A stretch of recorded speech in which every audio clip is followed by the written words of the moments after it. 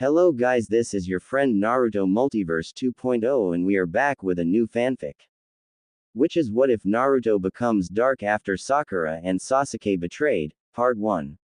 And if you enjoy this fanfic then please press the like button and subscribe to my channel for more fanfic like this. And now let's start the fanfic. Sasuke-kun, please I will do anything. Please just be with me. Even if that means taking me with you. I just want to be with you. Sakura pleaded with her teammate and crush. Sasuke looked back at the pink-haired girl who professed to love him enough to leave the village with him. He was about to deny her outright, but then he cocked his head and analyzed the situation. Maybe a follower who would do anything he said would be good. Orochimaru should be able to train her to be at least helpful. Okay, Sakura, you can come with me. Sasuke ended up saying. Sakura's face expressed her surprise, and then, her joy. She immediately set off after her love. Sakura and Sasuke disappeared into the night. Chapter 1. Next day. Man, lunch sure was good today. Naruto yelled out. Thanks, old man. Your ramen always hits the spot. Naruto said while laughing. Naruto left his money on the bar and walked out of the ramen stand. Walking down the street, Naruto decided to go see if he could find his teammates. After over an hour of fruitless searching, he was starting to get annoyed. Naruto had checked Sasuke's and Sakura's houses and neither was there. He had checked their typical training ground and even a couple of restaurants. He couldn't find them anywhere. He finally got lucky and spotted Kakashi-sensei walking down the street, book in hand of course. Hey, Kakashi-sensei. Naruto yelled out. Kakashi looked up to see his most unpredictable genin running towards him. Kakashi sighed as that meant he would have to stop reading his Ika, and he had just got done with that mission too. Kakashi-sensei, have you seen Sakura-chan or Sasuke? I mean I already checked their houses and everything. Sakura-chan's mother even said that she hadn't shown up last night. What if something happened? Naruto exclaimed when he got in front of his sensei. Kakashi started giggling perversely as his mind went into overdrive at the information his genin just told him. Maybe Sasuke finally decided to sample the offering, he thought lewdly. Unfortunately for Kakashi's fantasies, he remembered Orochimaru's parting words to him. Sasuke-kun will come to me. He will come seeking power. Slightly concerned but still hoping for a perverted ending, Kakashi decided to check at a couple of discreet places to see if he could round up his missing students. First he had to deal with his other student who seemed to be jumping around everywhere. Oh yay, I have been silent for like 2 minutes. That is way too long for Naruto to sit still. Kakashi thought with a sweat drop. Don't worry, Naruto. I will go search for them right away. Though, you might not like the outcome. With those wise words of forewarning, Kakashi went off to hopefully find his two genin. Naruto looked at his sensei's back in confusion. What the hell did that mean? Shaking his head at his strange sensei, Naruto went off to continue his search. There were still some places he had not checked yet after all. Hours later, Kakashi was starting to get extremely worried. Worried enough to go to Tsunade to find his missing students. He had searched hours without a sign of them anywhere. No one reported to having seen them since yesterday. As Naruto had said, Sakura's mother said that Sakura hadn't even come home last night. What really worried him though was that some of Sasuke's things were missing from his house. Kakashi knew that couldn't be good. Tsunade-sama, Kakashi said when he came before his leader. I believe it pertinent to send out shinobi to look for Sasuke Uchiha and Sakura Haruno. Both seem to be missing with no one knowing of their whereabouts since yesterday. I have also confirmed that some of Sasuke's things are missing from his house. I believe the worst, Kakashi said with despair. Tsunade was slightly shocked. She knew that Orochimaru had gotten his grip on the Uchiha's mind, but she didn't have a clue why a girl like Sakura would be with them. She almost thought they were off on a tryst, but Kakashi wouldn't have come in without ruling that possibility out. She pondered for a moment before making a decision. Kakashi. Take Chunin Shikamaru and Genin Naruto and search along the route to the land of rice. If they really have left, then we are way behind on getting them back. I want you gone in no less than 20 minutes. Tsunade ordered. Hi, Tsunade-sama. Kakashi saluted before body flickering away. Tsunade rubbed her hands against her eyes as this new disaster promised to be embarrassing for the village as a whole. To have the Uchiha leave the village and no one was the wiser would be a hard blow to Konoha. Many of the daimyos had specifically came to the last Chunin exam just to see the boy. If the information got out that the boy left without anyone knowing about it, then Konoha would be a laughingstock to other nations. She decided to end her headache like she did all the others. She dragged her sake bottle from out of the drawer and proceeded to get drunk. Kakashi quickly rounded up the people Tsunade assigned on the mission. Naruto was there for sentimental value in hope to convince them to come back. Shikamaru was there for his capturing abilities as well as his brain. They left the village with 5 minutes to spare. Of course, Kakashi hadn't yet told Naruto why they were going on an A-rank mission. He couldn't stand to have that headache on his head right that moment. Naruto wouldn't be happy with the news, to say the least. After traveling miles through the woods with no clue at where they were going, Naruto's curiosity finally got the better of him. Kakashi-sensei. Naruto called out. Where are we going? And why did we have to bring Shikamaru along? Naruto asked with a very confused look on his face. Well, Kakashi began. He just knew this wouldn't end well. Tsunade-sama believes that Sasuke has left the village to search out Orochimaru. Our mission is to try and retrieve him. The only problem is that we are hours if not a full day behind. Shikamaru is along with us because of his family's unique jutsu that will allow us to capture Sasuke if we happen to run into him. Kakashi yelled out to a Naruto who was dropping farther and farther back.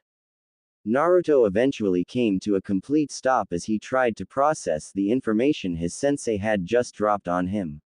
His mind went blank for a bit as he tried to wrap it around the idea of Sasuke willingly going to some freak.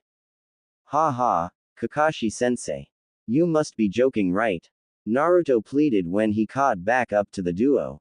Kakashi and Shikamaru had not stopped when Naruto did. Shikamaru was surprised himself. He didn't have any clue at why Sasuke would go to a missing nin, but for whatever reason, he knew that it was not good. I am sorry, Naruto. All the evidence points towards Sasuke leaving. Also, Kakashi slowed down his pace as he delivered even worse news to his student. It seems like Sakura went with him. As soon as those words left his sensei's lips, Naruto's world crashed. His beloved Sakura-chan had followed the Tem to some freak. No, she couldn't have. Kakashi-sensei, please stop kidding around. Naruto begged with tears in his eyes. Sakura-chan and Tem both would never do something like that. Right, please tell me you are lying, Kakashi-sensei.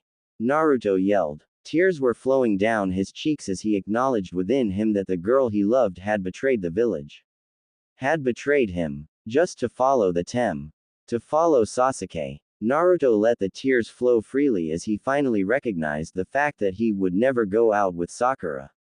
Now all that was left was to catch up with them and find out the ultimate truth.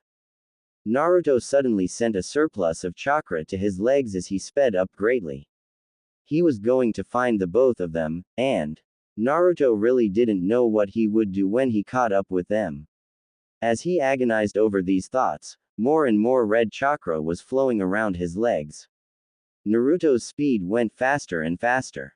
Shikamaru was stunned. To find out Sasuke had left the village was bad enough, but to find out that Sakura left with him.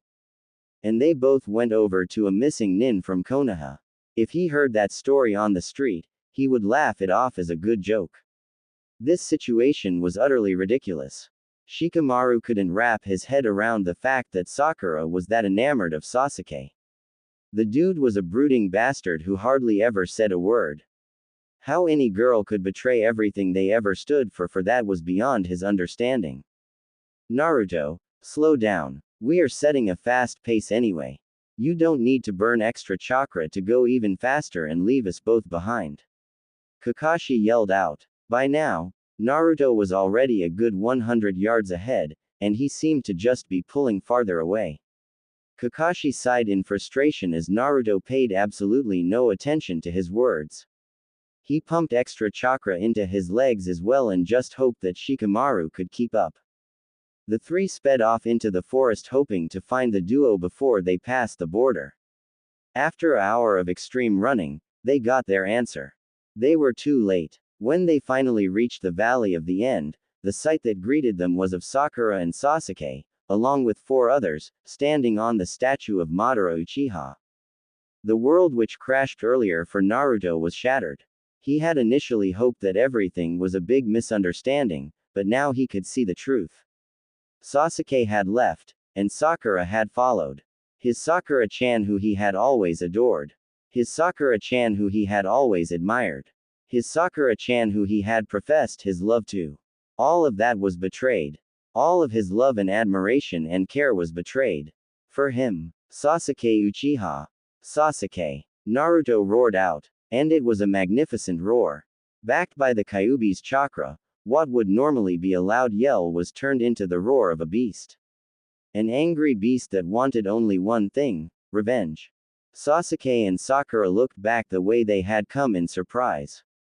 What confronted them was not an animal like they had first thought but their sensei and teammate. Raising his eyebrow, Sasuke gave a condescending smirk at what he already considered his past. He was already beyond the losers of Konoha, and he wouldn't let them take him back. He finally had the opportunity he had always wanted.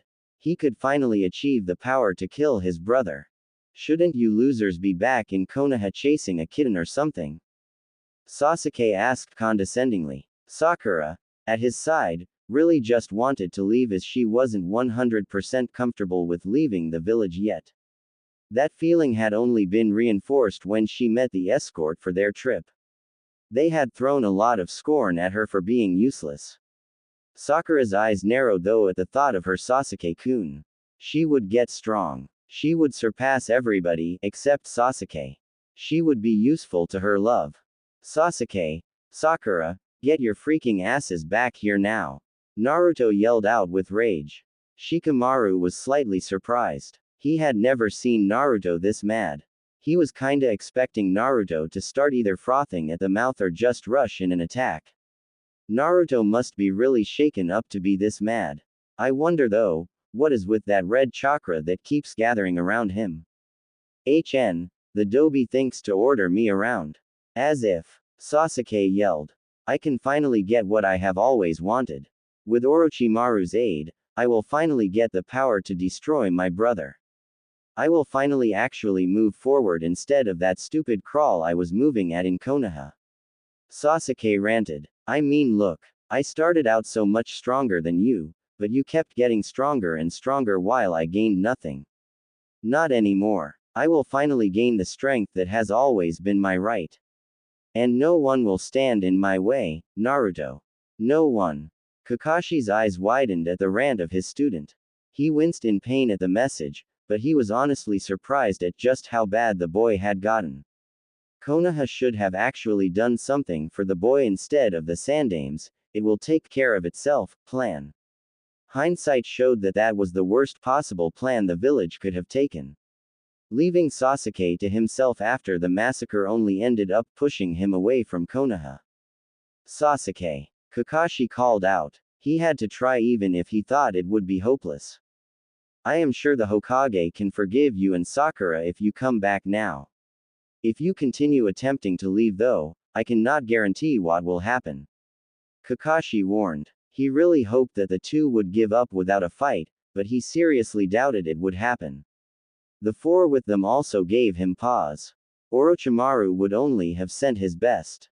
It also didn't help that Orochimaru's people looked perfectly rested, while Shikamaru was probably almost out of chakra from the forced run here. Go tell your precious Hokage that we probably won't meet again. I am following my own path now, not Konoha's. Sakura has elected to join me. Any last words to our past, Sakura? Sasuke asked to his teammate. Sakura looked at the two people she had come to finally care about. She then looked to Sasuke, who was her only love.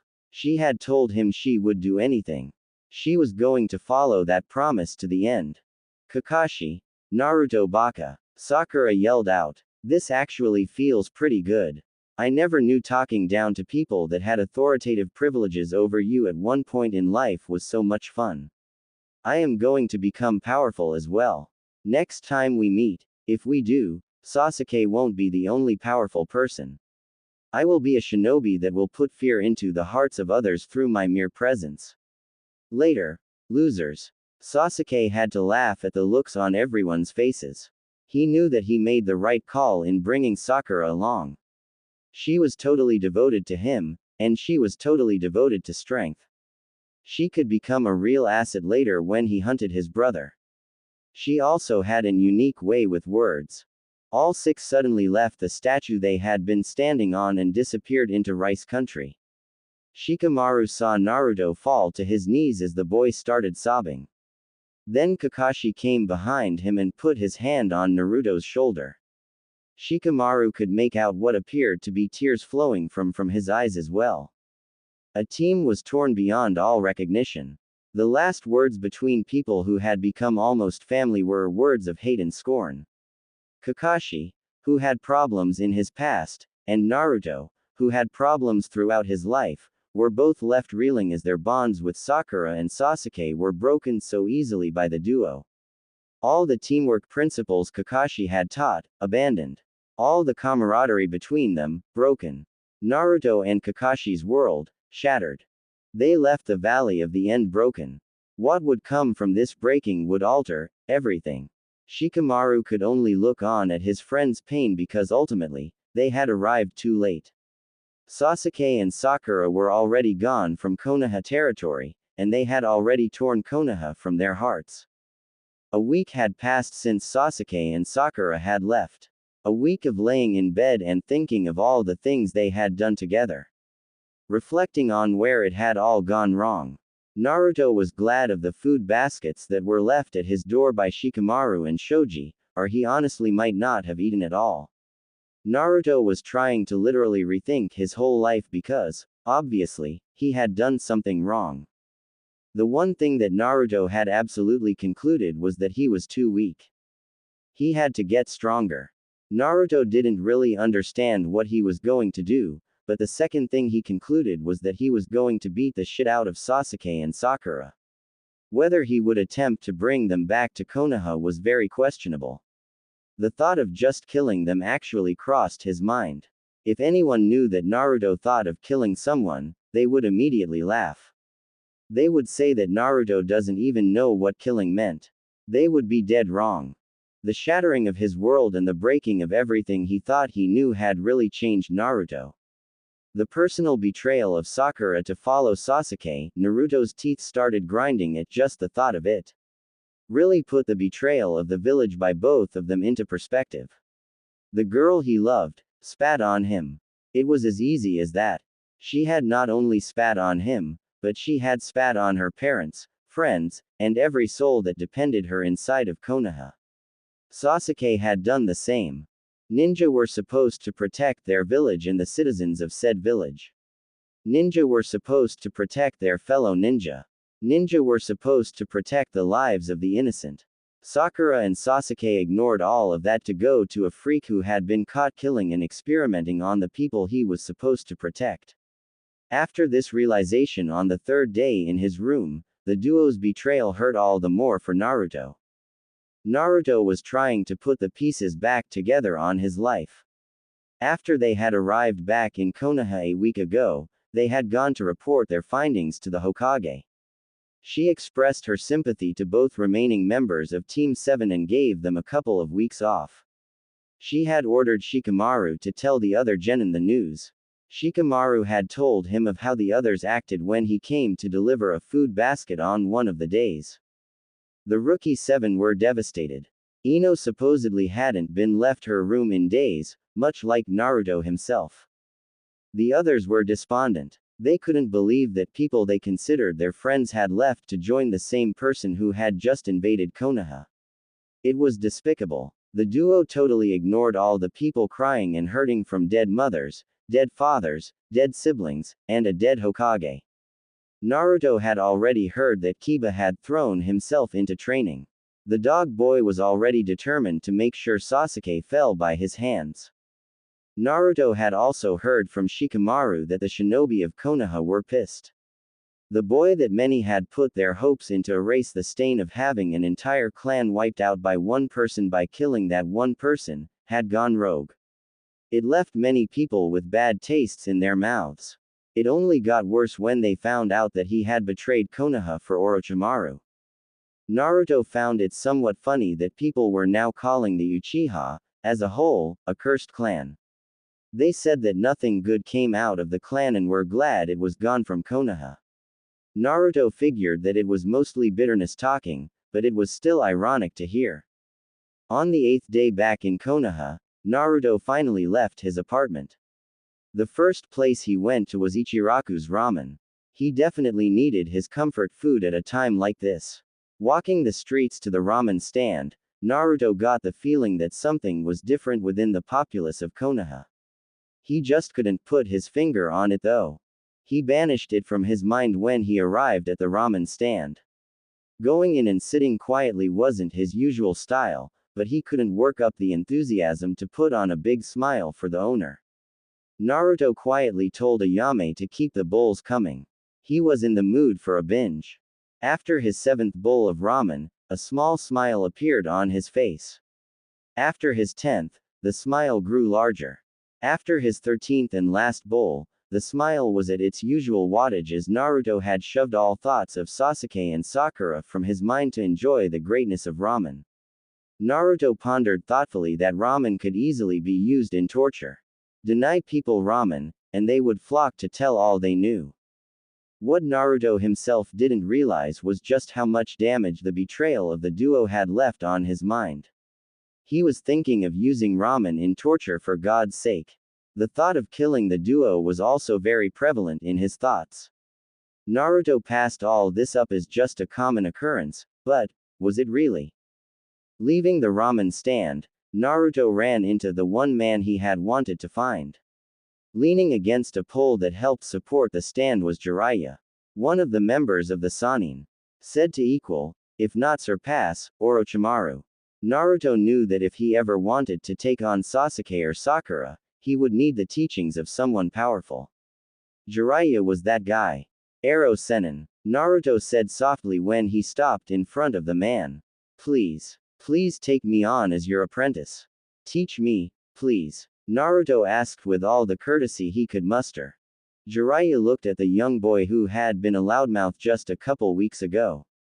Now Jiraiya did not know what way Naruto would go. It seemed that the betrayal of his friends had done what war could not. It had changed him. Jiraiya wondered if Naruto would ever smile and laugh with all his heart again. Jiraiya, himself, knew what it felt like to be betrayed. It still hurt him to this day. Naruto, I know how you feel. Jiraiya started. Orochimaru was once my best friend. My brother. We had worked together for years. When he betrayed Konoha, it was like my heart was shattered. Jiraiya stopped to collect his thoughts. He wanted Naruto to see just how close their situations were. I tried to bring him back, you know. How I tried. Sadly, nothing worked. Sighing, Jiraiya looked at the Hokage mountain. When he continued, his voice was even quieter. Orochimaru disappeared for a few years, and the next time I saw him, he tried to kill me. Me, his best friend, or so I thought at least. It took me a few more years after that to realize that Orochimaru had no friends anymore. The only thing that interested him was power and jutsu. Jiraiya turned to look at the boy he would call his apprentice. Naruto. The pain you feel at their betrayal is probably worse than mine when Orochimaru betrayed me. Unlike me, both of your teammates betrayed Konoha, but more importantly, they betrayed you. It hurts, doesn't it, Naruto? The pain of shattered bonds. People who were once friend, once family. Gone by their own will. It hurts. Jiraiya put his hands on Naruto's shoulders. He looked him directly in the eye before continuing. The question is, what will you do with that pain? Will you lash out? Will you betray others? Or will you turn that pain into power? Will you work day in and day out to become stronger? His voice gaining strength and power, Jiraiya continued with passion.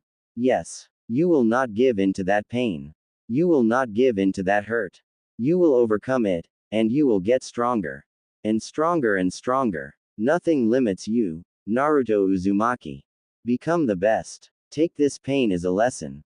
Take these feelings and never let them come into your life again because you're so damn powerful. Who would betray you? Naruto looked at the man in front of him. Tears in his eyes, smile on his face, Naruto looked at the man in front of him. Ero Sennin, you truly are an amazing person. One day, I want to be as powerful as you. I will take your advice, and I will use this experience to help me along. I will not stop, and I will not let up. I will become strong, no matter what. Naruto hugged his new sensei. Ero Sennin, thank you, Naruto whispered while giving the man the biggest smile and hug he possibly could. Jiraiya just smiled. This was truly a feeling he had been missing most of his life. The feeling of being hugged by one who could be considered a son. Jiraiya knew he hadn't been hugged like that since Minato was 13 and had just seen his first taste of death. Jiraiya's words that day had quite possibly set Minato onto the path of greatness, just as he hoped his words this day would set Naruto onto the path of greatness. Pulling Naruto back out to arm's length, Jiraiya gave the kid a once-over. Nodding his head, he started laughing. Okay, kid, time for some training. I want you to go pack what you will need for an extended absence from Konoha. You and I are going on a training trip. Jiraiya yelled proudly. We will be gone a couple of years. About 2.5 to be exact. Over those years, I promise you that I will turn you into one of the strongest shinobi Konoha has ever seen. Just you wait, brat. Jiraiya said happily. Meet me at the gate in an hour ready to go. Smiling happily, Jiraiya walked off to make sure all the small details were taken care of with Tsunade. Naruto rushed back to his apartment with a smile on his face. Ero Sennin was a true inspiration. With Ero Sennin's aid, Naruto had gone from a moody boy with way too many thoughts on his mind to a happy kid, still with some overreaching issues, that was ready to get some serious training. Packing his bags in a hurry, Naruto focused mainly on underwear and socks. He knew that many of the supplies could be bought in different towns, but it would be better to wear his own underwear and socks at least for a while. Naruto had splurged slightly when he bought them after all. The end result had been that they were extra comfortable. Looking around at his apartment, it struck him as an incredibly lonely place to be at. He was actually glad to be leaving for a while. It was time for a change of scenery. The last thing he saw before closing the door was the photo of Team 7. Sakura's smiling face and Sasuke's brooding look both brought a frown to his face. They were gone, and Naruto believed that they were never coming back. It hurt, but he would move on. He would move on. Locking the door, Naruto left his apartment. He just hoped it wouldn't be too dusty when he came back. He raced over the Ichirakus to make sure he bid them goodbye. He would miss their delicious ramen. People just didn't make ramen like Ichiraku's. Something about the place seemed to just promote good taste. Oi, Ayame, old man, I came to say bye. I am going to be leaving for a couple of years, but when I come back, I will kick some serious ass. Naruto told the two with a smile. That's nice and all, Naruto, but who will pay for Ayame's pretty clothes at home without you here? Tsuki Mock exclaimed. I don't see how we will ever make it without your insatiable appetite for my fine cooking. Tsuki said with a laugh. Naruto laughed along with the old man and Ayame. It felt good to laugh. He hadn't really done any laughing in over a week. He waved goodbye as he jogged away. Making his way towards the gates, Naruto again felt that something was different about the citizens. Usually they seemed to ignore him or whisper behind their hands, but today was different. Naruto just couldn't really figure out how. Naruto found himself the first one at the gate. Ero Sennin hadn't made it yet, but Naruto figured he wouldn't be much longer. He wasn't Kakashi. That reminded him. He hadn't seen Kakashi since the report to Bachan. He hoped his sensei didn't go into some kind of emo depression or anything. The duo's betrayal was painful, but Naruto was going to use it to get stronger. Simple as that. Once more affirming his resolution, Naruto looked up to see Jiraiya walking towards him with his scroll on his back. Looking at his teacher from a distance, Naruto noticed something he really hadn't before. Ero Sennin was freaking tall. The man was a giant. Naruto really hoped he started growing. He would look like an absolute shrimp when they traveled together. Ready to go, Ero Sennin.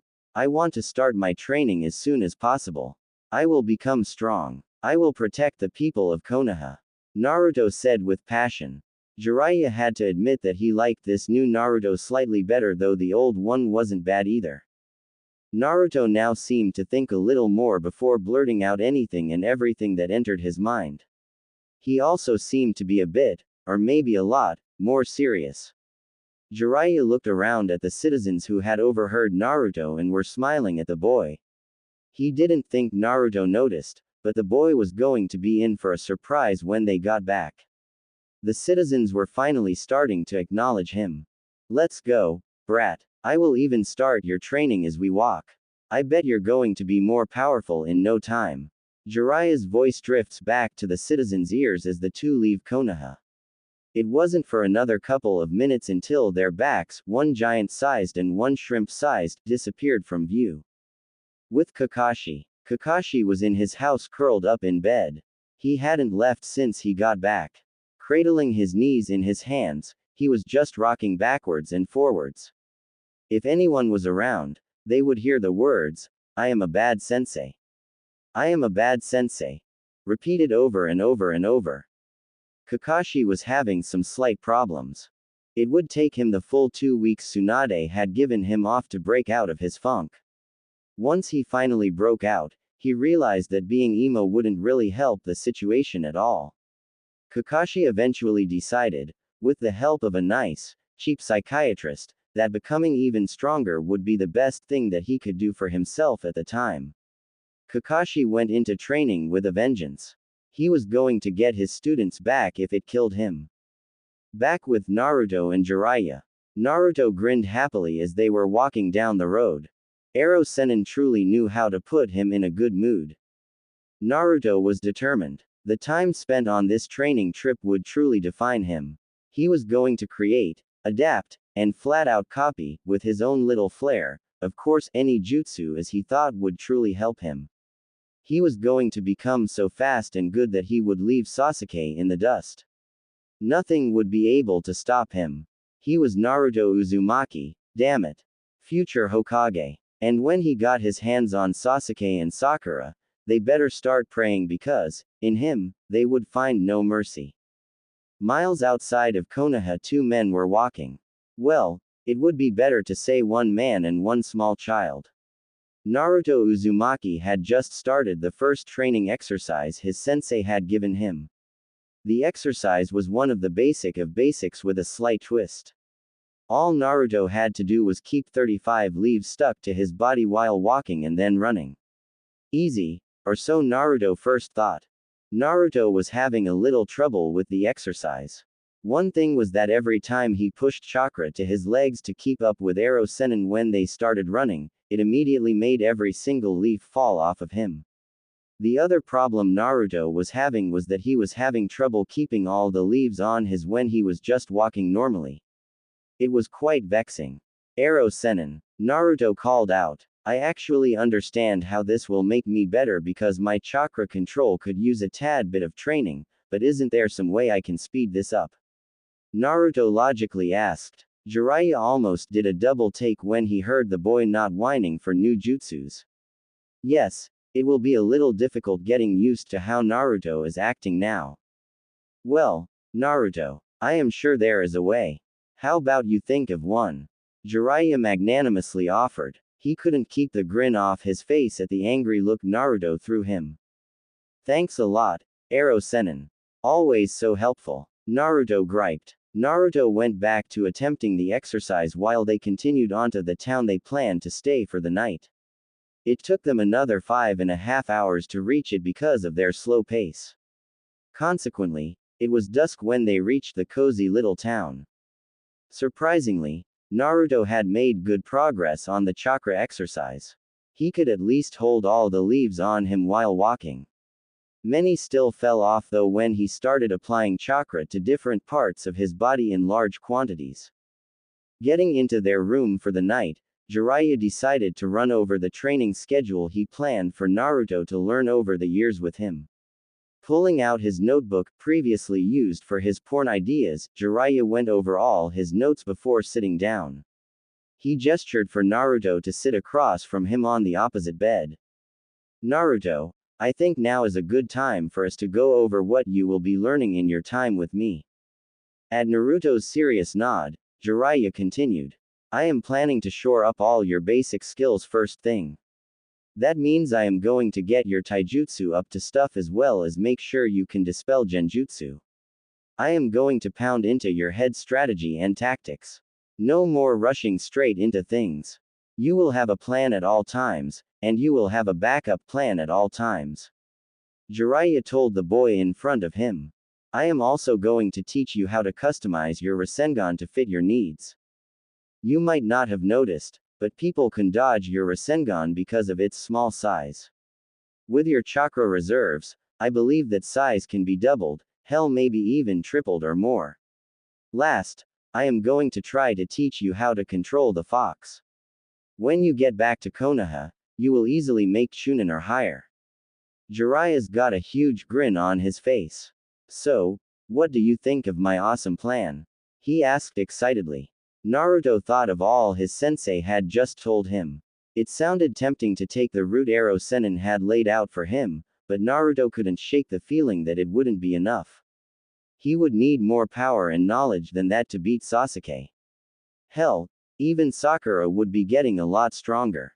He couldn't just master the basics. He had to master the basics and then master the hard stuff too. He couldn't be weak anymore. It's not enough, arrow Sennin. Naruto stated with conviction. What you just told me will not be enough. Sasuke already is faster than me plus he has all that elemental stuff. Sakura already has much better chakra control than me. They already surpass me in the things that you want to teach me. I have to push my training farther and faster than both of them combined. Naruto declared with his hands balled up at his sides.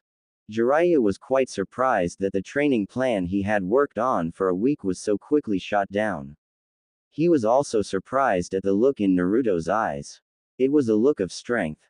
Jiraiya had seen glimpses of that look from Naruto before, but this was the first time he had seen it so strong. When Naruto had told Tsunade that he would learn Rasengan in a week, this look had been in his eyes. When Naruto had faced down Kabuto, this look had been in his eyes. Naruto wasn't backing down. Rubbing his chin thoughtfully, Jiraiya pondered on what to do. Naruto wasn't budging on a different training plan. I could let the boy use shadow clones for some of the basics. That might work, or destroy his brain. One or the other. That would definitely solve the whole speed problem, but the question is should I do it? Finally reaching a decision, Jiraiya decided to do it. I mean, what's the worst that could happen? Jiraiya went on to tell Naruto of the Kage Bunshin's prime purpose. Naruto, the Shadow Clone Jutsu is not really meant for combat though you have done a good job using it as such. The main purpose for Shadow Clones is for information gathering. Jiraiya explained. Naruto listened to his sensei, fascinated. He never knew that he was using his main jutsu wrongly. Kinda hurt his feelings that no one had told him how to properly use it though. Tuning back into his sensei after his slight inner musings, Naruto was further fascinated at just how amazing the Shadow Clone Jutsu was. You see Naruto, Jiraiya said, shadow clones were used for information gathering solely because whatever a shadow clone learns, the original learns as well. Using this feature, along with your rather large chakra reserves, I believe it is possible to train via shadow clones. This path should cut out any whining you wanted to do because you're not training fast enough. Jiraiya said with air quotations. Naruto smiled slightly at his sensei's antics. I do have to warn you though. This method of training is very dangerous. Worst case scenario, your brain melts from too much information. Jiraiya warned. That's why the number of clones you use will be limited until I deem you ready for more. You are never to use this method while I am not with you. You understand, Naruto? Jiraiya asked in all seriousness. Who knew what would happen if the kid decided to send 1,000 clones to a library with each one getting a different book? Jiraiya shuddered slightly at the horror of that image. I understand, Ero Sennin. Naruto whispered softly. Naruto did understand. Ero Sennin was trying to help him get stronger. If the method of doing so happened to be dangerous, then that was the price to pay for power. Naruto was determined to gain power no matter the cost. Ero Sennin, I also think some of those elemental jutsus would be really good for me to learn. Those, along with a great increase in speed, should greatly help me. Naruto said. Then a complicated look came over his face. I am not sure, Naruto started. What exactly I am going to do to Sasuke and Sakura. Stopping and taking a deep breath, Naruto continued, but I know it will not be good. They betrayed everyone, and that I will never forgive. Naruto got off the bed and started pacing. I will become stronger. This I promise. Using that strength, I will protect Konoha. If someone betrays it, I will destroy them. This is my new Nindo. A Nindo of protection. A Nindo to stop betrayal, and if I have to do that by making an example of previous betrayers, then I will do so. I will do so. When I become Hokage, I will create a Konoha so powerful that no one will ever betray her. Naruto told his sensei with no wavering in his voice and no wavering in his heart. He was committed. Jiraiya looked at the boy in front of him. The same boy who had been a loudmouth prankster only months ago. The same boy who had previously proclaimed his desire to be Hokage for acknowledgement. This boy was now seeing the true ninja world. A world of gray with hardly any black and white. It was kinda sad, Jiraiya had to admit, but it also meant that there would be no breakdown later in life when Naruto realized the true state of affairs in the world. Jiraiya got up and walked to Naruto who had stopped pacing. Reaching out his hand, Jiraiya patted the boy on the head and he said, I will help. No more words were needed. Both sensei and pupil were in agreement. Next day, Jiraiya had initially planned to stick around and do a little research. After last night's conversation though, he decided to really push on Naruto's training. This led to the two leaving early in the morning after a quick breakfast. Going at full speed, Jiraiya led Naruto to a little clearing that was tucked deep within Fire Country. A spot overrun by nature and quite a ways distance from any nearby town. It was a spot perfect for a few months of extreme training before going on their way again. Dropping his bags, Jiraiya said, Here we are, Naruto. This is the place we will be staying for the next couple of months. I plan to have all of your elemental training as well as most of the basics covered by the time we leave this clearing. I hope you're prepared, Jiraiya said with a creepy chuckle.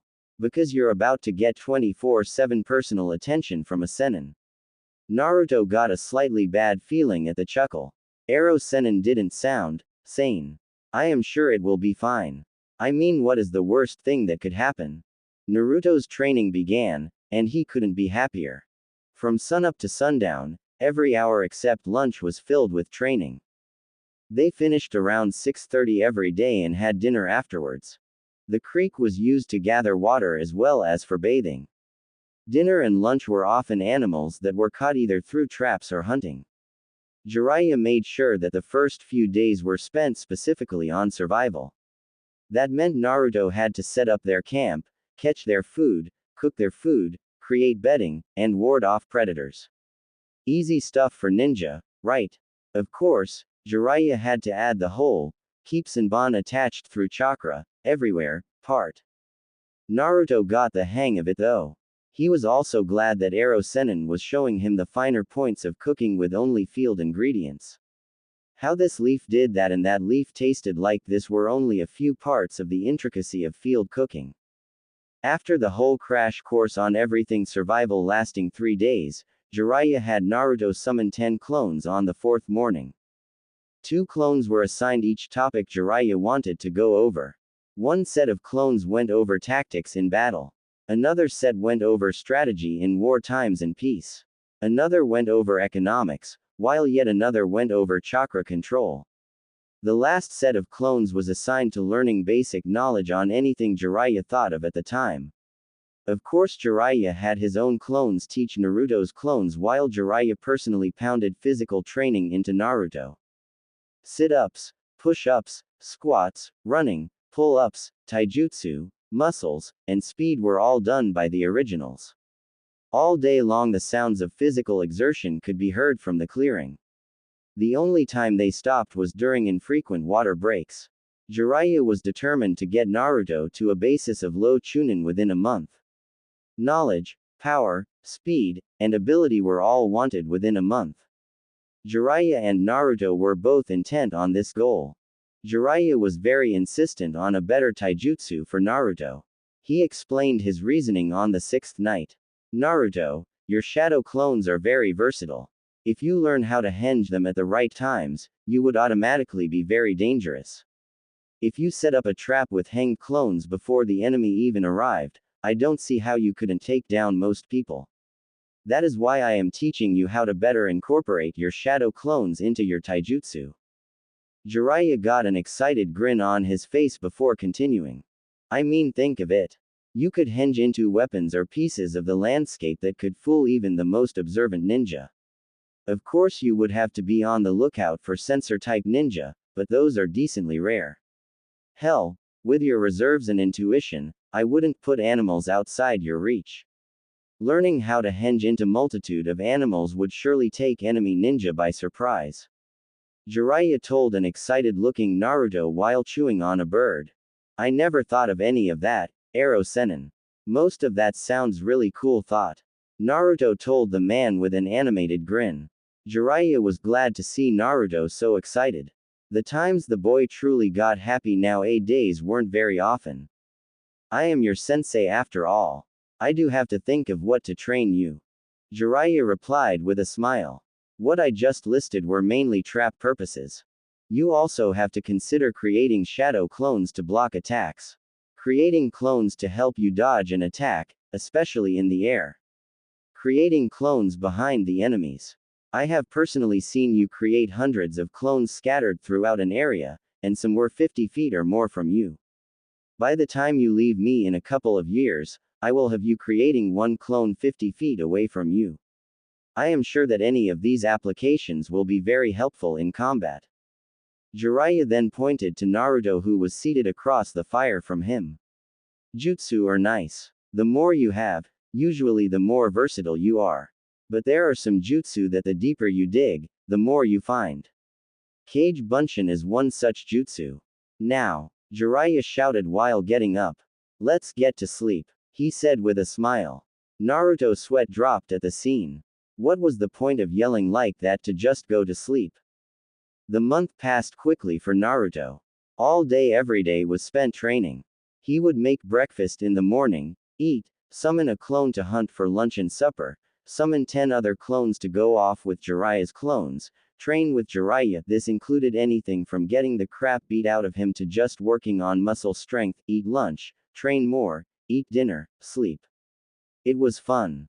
The second month came along, and Jiraiya was proud to say that Naruto's physical abilities were all at least at low chunin level. His trap abilities though, Jiraiya just had to shake his head. Naruto seemed to take to traps like Uchiha did to fire jutsu. Easily. I guess it is a holdover from his pranking days. Jiraiya decided to start what he wanted to teach Naruto for the second month. All that was left to do was have the kid discover his elemental affinity. Good thing I have some chakra paper for seal work, or I could have been in a slight bit of trouble. Jiraiya went over to his bags which he had hardly touched since they arrived and searched through them until he got what he wanted. Pulling the chakra paper out, Jiraiya called Naruto over from finishing up his breakfast. Okay, Naruto. We are going to be doing things differently this month. I think you are around a low chunin in physical ability. Of course, with your high jutsu level, you could probably take on high level chunin. Using the fox, you could probably fight off Junin. None of that is the point though. Naruto snorted at hearing that. It was really easy to get Arrow Sennin off subject. And that was with no girls in sight. Sad. What I was saying was that this month will be devoted solely to elemental affinity with some physical training as well. Jiraiya clarified. To learn your affinity, I brought you some high-quality chakra paper. Enjoy, he said with a smile. Naruto looked at his sensei for a second before shaking his head. The man could be really absent-minded at times. Does he actually think I have any clue what he is talking about? I can guess what elemental affinity is, but what are they specifically? Stupid Arrow Sennin. Arrow Sennin. You mind explaining to me just what the hell you are talking about? Naruto asked in exasperation. Jiraiya's eyes widened a little. He had completely forgotten that Naruto was still not very knowledgeable about a lot of things. Naruto's new demeanor really gave off the feeling of some intelligence. Jiraiya was already forgetting that the Naruto from a month ago had absolutely no intelligence. The Naruto in front of him was already turning into a competent shinobi. Jiraiya was quite proud. Whoops. Sorry. Jiraiya said while rubbing the back of his head in embarrassment. Elemental affinity is something that everyone has. It is either fire, water, earth, lightning, or wind. You will find it much easier to learn jutsu of your specific element. That is not to say that you can't learn other jutsu, just that it will be harder. Jiraiya then started expounding on the elements and chakra paper. You see, each element has a weakness and a strength over a different element. The chakra paper comes into the picture when a shinobi wants to learn what their element is. All you have to do is push your chakra into the paper, and the paper will do one of 5 things. Fire burns, water wets, earth turns to dirt, lightning crumples, and wind cuts. Here you go. Jiraiya handed Naruto the paper he had got out. Naruto took the paper with slight trepidation. He really didn't want some weak element, or fire. He had seen enough fire from Sasuke. Placing his chakra into the paper, Naruto waited for the paper to react. Dunda, dunda, dunda. His heartbeat seemed to fill his ears. Finally, the paper reacted. It was wind. Is wind good? Holding out the cut paper to Arrow Sennin, Naruto had to ask. Is wind any good, Arrow Sennin? He really hoped the answer was yes. A bad element would undoubtedly ruin his day. Jiraiya smiled at his student. He really wanted to lead Naruto along, but he figured it would be too mean. Sigh, the things I do for kids. Shakes his head. The wind element is sometimes called the battle element, so I figure that it is perfect for you. Just remember that wind cuts. That is what it does. It is your responsibility to determine what it cuts and how it cuts. Remember that in life. Naruto looked confused before nodding. He would remember the words. Jiraiya went over to one of the many trees surrounding the clearing they were in. He picked up a leaf before heading back to Naruto. Handing the leaf over, he could easily see Naruto's very confused look. Your first exercise on mastering your wind element is for you to cut this leaf using only your chakra. To do this, you are going to want to split your chakra into 2. Then grind the 2 together until they are both extremely thin and sharp. Lastly, apply the chakra to the leaf. I will allow you to summon 100 clones for this exercise. Let us hope you can get it in a week where we can move on to the second exercise. Begin. Jiraiya stated calmly before walking back over to the remains of breakfast. He decided to clean up for once. Naruto looked at his sensei before shrugging and summoning his clones. If he had a week to cut a leaf, then he would do it in 4 days. I will show everyone my power. I will move faster and farther than any other who has come before me. I will master wind manipulation to a degree that others can only dream of. I will show Arrow Sennin that I will surpass his expectations at every turn. Ero Sennin believes in me. I will not let him down. Naruto began his wind training. Before the month was out, Naruto mastered both exercise, cutting a leaf and cutting a waterfall, and before he even knew it, 2 months had passed since the two had left Konoha. Extra wind training and then off to the desert. They were finally leaving the little forest clearing they had stayed in for 2 months. It kinda annoyed Naruto because he felt like his training was just getting good. He would trust in Ero Sennin though, and hope that the next place they stopped would be even better. Okay, brat. Everything is packed up, and all traces of our presence have been erased. Let's go. Jiraiya comically yelled while swinging his arm forward. So saying, he took off at a full run. Naruto was caught completely by surprise considering his sensei never liked to run. Naruto quickly took off in pursuit. Catching up, Naruto adjusted his pace to match Ero Sennin's speed. The two traveled comfortably together as the miles passed under them. They soon ran out of trees and had to race across the ground. 3 hours after noon was when they finally reached their destination. The town they arrived at was beautiful, to say the least. Naruto had honestly never seen anything like it. Wow! Naruto breathed in excitement. Ero Sennin. This place is amazing. It is so beautiful. Naruto whispered while looking around in awe. The town truly was a pretty sight. Built on a cliff overlooking a lake, the city had many canals that formed into waterfalls as they fell into the lake. Most of the people seemed to travel by boat, and the sparkle of the lake and waterfalls could be seen clearly from the entrance. It truly was a beautiful sight. The two walked into the town of Aquava, hailed by many as the most beautiful town in Fire Country. They walked many myriad streets along with a few forays over the water until they reached a respectable-looking inn. Walking in, Naruto could immediately see why Ero Sennin thought of this place. Most of the servers were absolutely beautiful. Trust Ero Sennin to find the place with the most beautiful girls, Naruto thought while shaking his head ruefully. Once they reached their room, Naruto had to ask why they were here, besides the pretty girls of course. Ero Sennin, what are we doing here?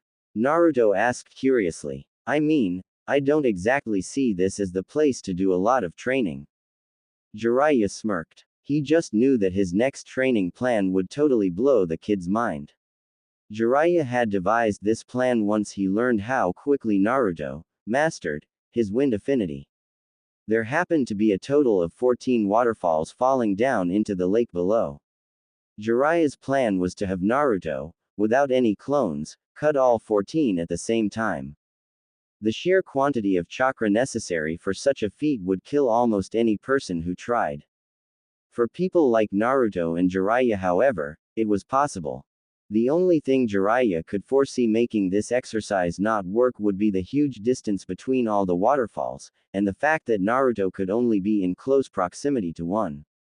This whole exercise was designed to force Naruto to create wind chakra so sharp and powerful that it would basically be an A-rank jutsu in its own right. If Naruto used any shape transformation on such powerful wind chakra, Jiraiya shook his head chuckling, then that jutsu's power would most likely be a high A rank or low S rank. We're here because I want to be. Jiraiya told his apprentice with a smile. At seeing Naruto's slight pouting face, he had to laugh. Ha ha ha, kid, you have to have some faith in me. What? Did you think I came here only because of the girls? Jiraiya asked rhetorically. At seeing Naruto's nod, Jiraiya developed a slight sweat drop. Well, you're wrong, brat. The exercise I am going to have you do is basically waterfall cutting, just on a gigantic scale. Jiraiya started smiling evilly while rubbing his hands. You, my fine apprentice, are going to be on the lake below. Your job? Cut every waterfall. At the same time, without clones, Jiraiya started cackling when he saw the look of horror on Naruto's face. Naruto was now sure. Ero Sennin was batshit crazy. There was no way that he could do that. Naruto had seen how large and separated those waterfalls were. It would be impossible for him to cut them all at once. The chakra requirements alone might not even be possible for him. Naruto starting thinking of any way he could convince Ero Sennin to see reason. Then he stopped. He closed his eyes before mentally berating himself. What the hell am I thinking? This is the perfect opportunity. This can easily be my first step in showing Ero Sennin just how powerful I will become in Wind. This will be my first step to truly becoming stronger. I will master this exercise in no time. Naruto opened his eyes to give his sensei his answer.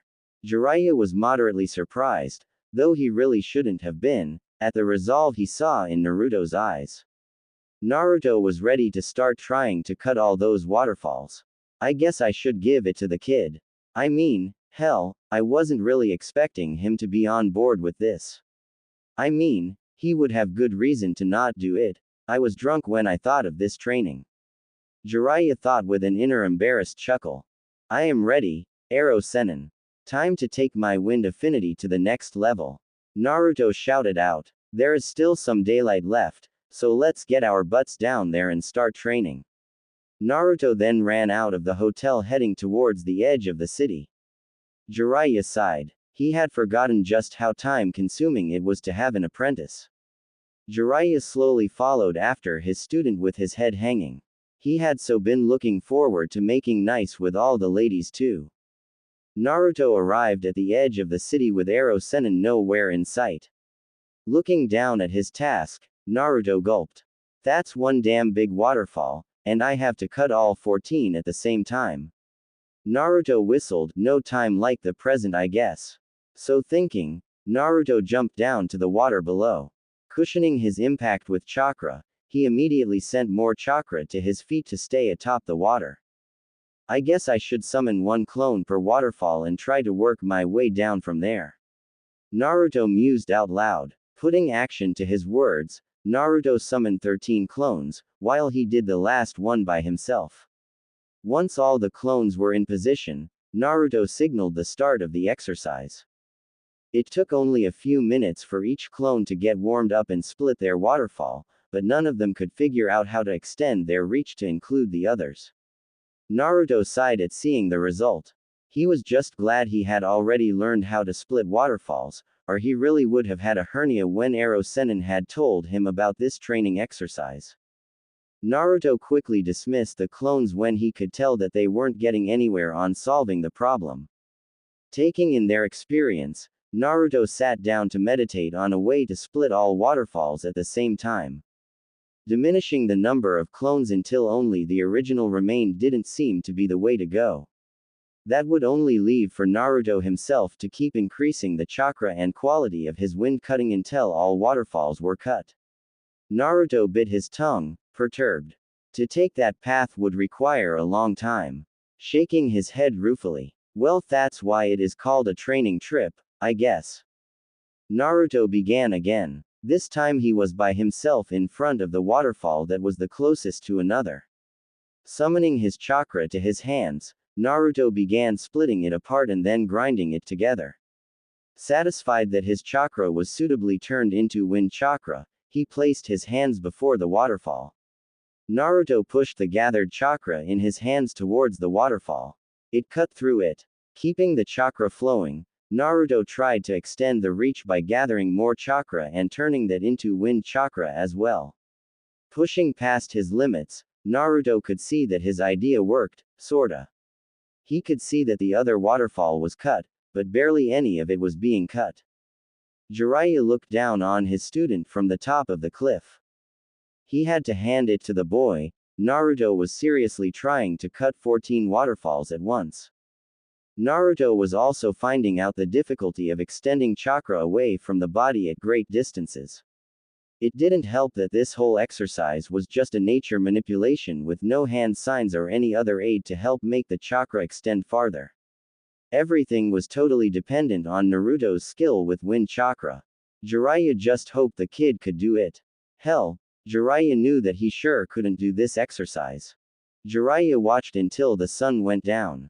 He was going to call it a day when he noticed that Naruto was basically asleep on his feet. Another tapping his head while pondering the right word. Advantage of this training was the huge chakra cost. Naruto's reserves would probably be even larger as he continued trying to get this exercise down. Naruto's control of his chakra would also be much higher after all this. It was like two birds with one stone. I am such a genius, Jiraiya congratulated himself. Naruto woke up the next morning in bed at the inn they were staying at. He had no remembrance of coming back here, so he figured that Ero Sennin must have brought him back after he collapsed from his training. Shrugging it off, Naruto ran down to get some breakfast. He couldn't wait to get back to training. Arriving in the dining room, Naruto saw that his sensei was already pigging out on the food. After observing basic manners, Naruto too began eating.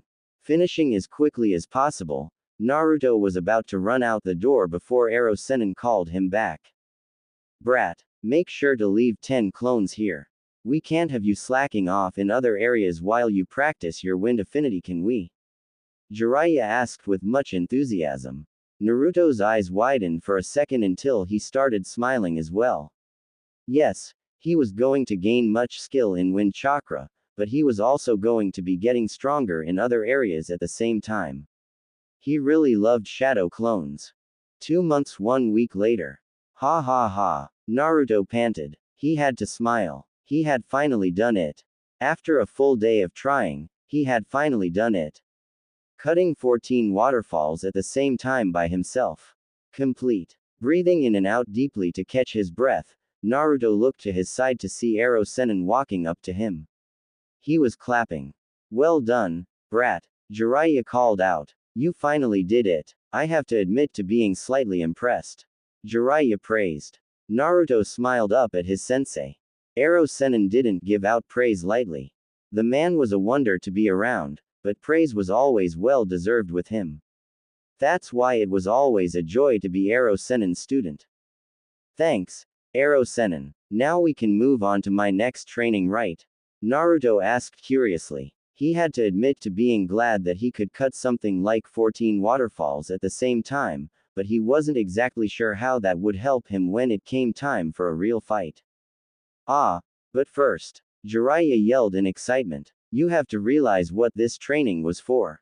I want you to come up with your own jutsu using the wind manipulation you just learned. You come up with the idea, I will teach you the necessary shape manipulation if it is needed. Though I should also say that the Rasengan is the ultimate shape manipulation. It is also an incomplete jutsu. If you added your wind chakra to the Rasengan, Jiraiya tempted. Naruto snorted at his sensei's obvious hinting. What Ero Sennin was mentioning wasn't a bad idea. It just wasn't what his recent training needed. Naruto knew that he had been training his wind affinity for long distances. The Rasengan wasn't a long-distance shape manipulation. He needed something new, something different, something powerful. Ah, that could work, Naruto thought excitedly as the perfect idea came to mind. But it would be quite difficult, and I would definitely need some harsh shape manipulation training. Naruto thought with a sour look on his face. I could always use shadow clones for this one though. Naruto thought with a brightening outlook. That look instantly went back to dark when he realized just how many shadow clones he would need. Naruto groaned, I can already feel all the mental pain from burst clones. Ero Sennin, Naruto shouted out, I have just the idea. Though I am going to need your help on learning how to do the shape manipulation right. At seeing Ero Sennin's nod, Naruto immediately headed back to town to collect their things. They would need a different environment to work on this jutsu. Jiraiya followed along with a perplexed look on his face. When did I become the follower? I am supposed to be the sensei here. Jiraiya thought with a pout. Once they got out of town and were on the road, Jiraiya just had to know where Naruto thought he was going. For all he knew, the kid was going to walk around randomly until he spotted a nice place. Yo, brat, where the hell do you think you are going? Jiraiya squawked as he saw Naruto start speeding up. Jiraiya really wasn't in the mood for running. Naruto looked back to see Ero Sennin running to catch up while scratching his butt. Naruto started choking with laughter. It was an amusing sight to be sure. Finally gaining control of his laughing, Naruto saw that Ero Sennin had caught up with him. Naruto decided to explain some of his thought process. Well, for my idea to work, I am going to need a lot of room. It would also be best if there are no obstructions. My idea is a long-range kind of thing. Since I am using wind chakra, anything in my way will be cut. Naruto explained. Jiraiya looked at the boy in front of him with an eyebrow raised. Naruto was awfully cocky to think that whatever was in his way would be cut.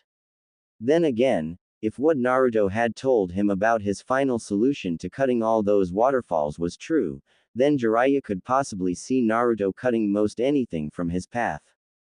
Naruto had ultimately decided that he literally couldn't cut all 14 waterfalls at once with his current level of wind molding. That was why Naruto decided to go back to the basics of molding wind chakra. Naruto theorized that if he could make the quality of wind chakra better, it would be easier to cut everything. It turned out that the boy was right. Naruto had worked long weeks on getting his chakra to grind together to a finer and finer line until finally he unleashed his result. It was quite a disturbing scene as Naruto was using around 800 clones, all of which were sitting down and focusing only on wind manipulation. Jiraiya would have sworn that he would never, ever see Naruto Uzumaki still like that for such a long time. To see 800 of him doing it, scary. Sounds like the desert would be a good place for you, brat. What say we head to Suna?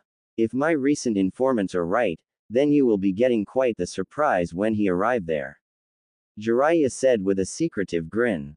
Naruto narrowed his eyes as he stared down his sensei. Ero Sennin wasn't talking though, so he eventually gave up trying to stare him down.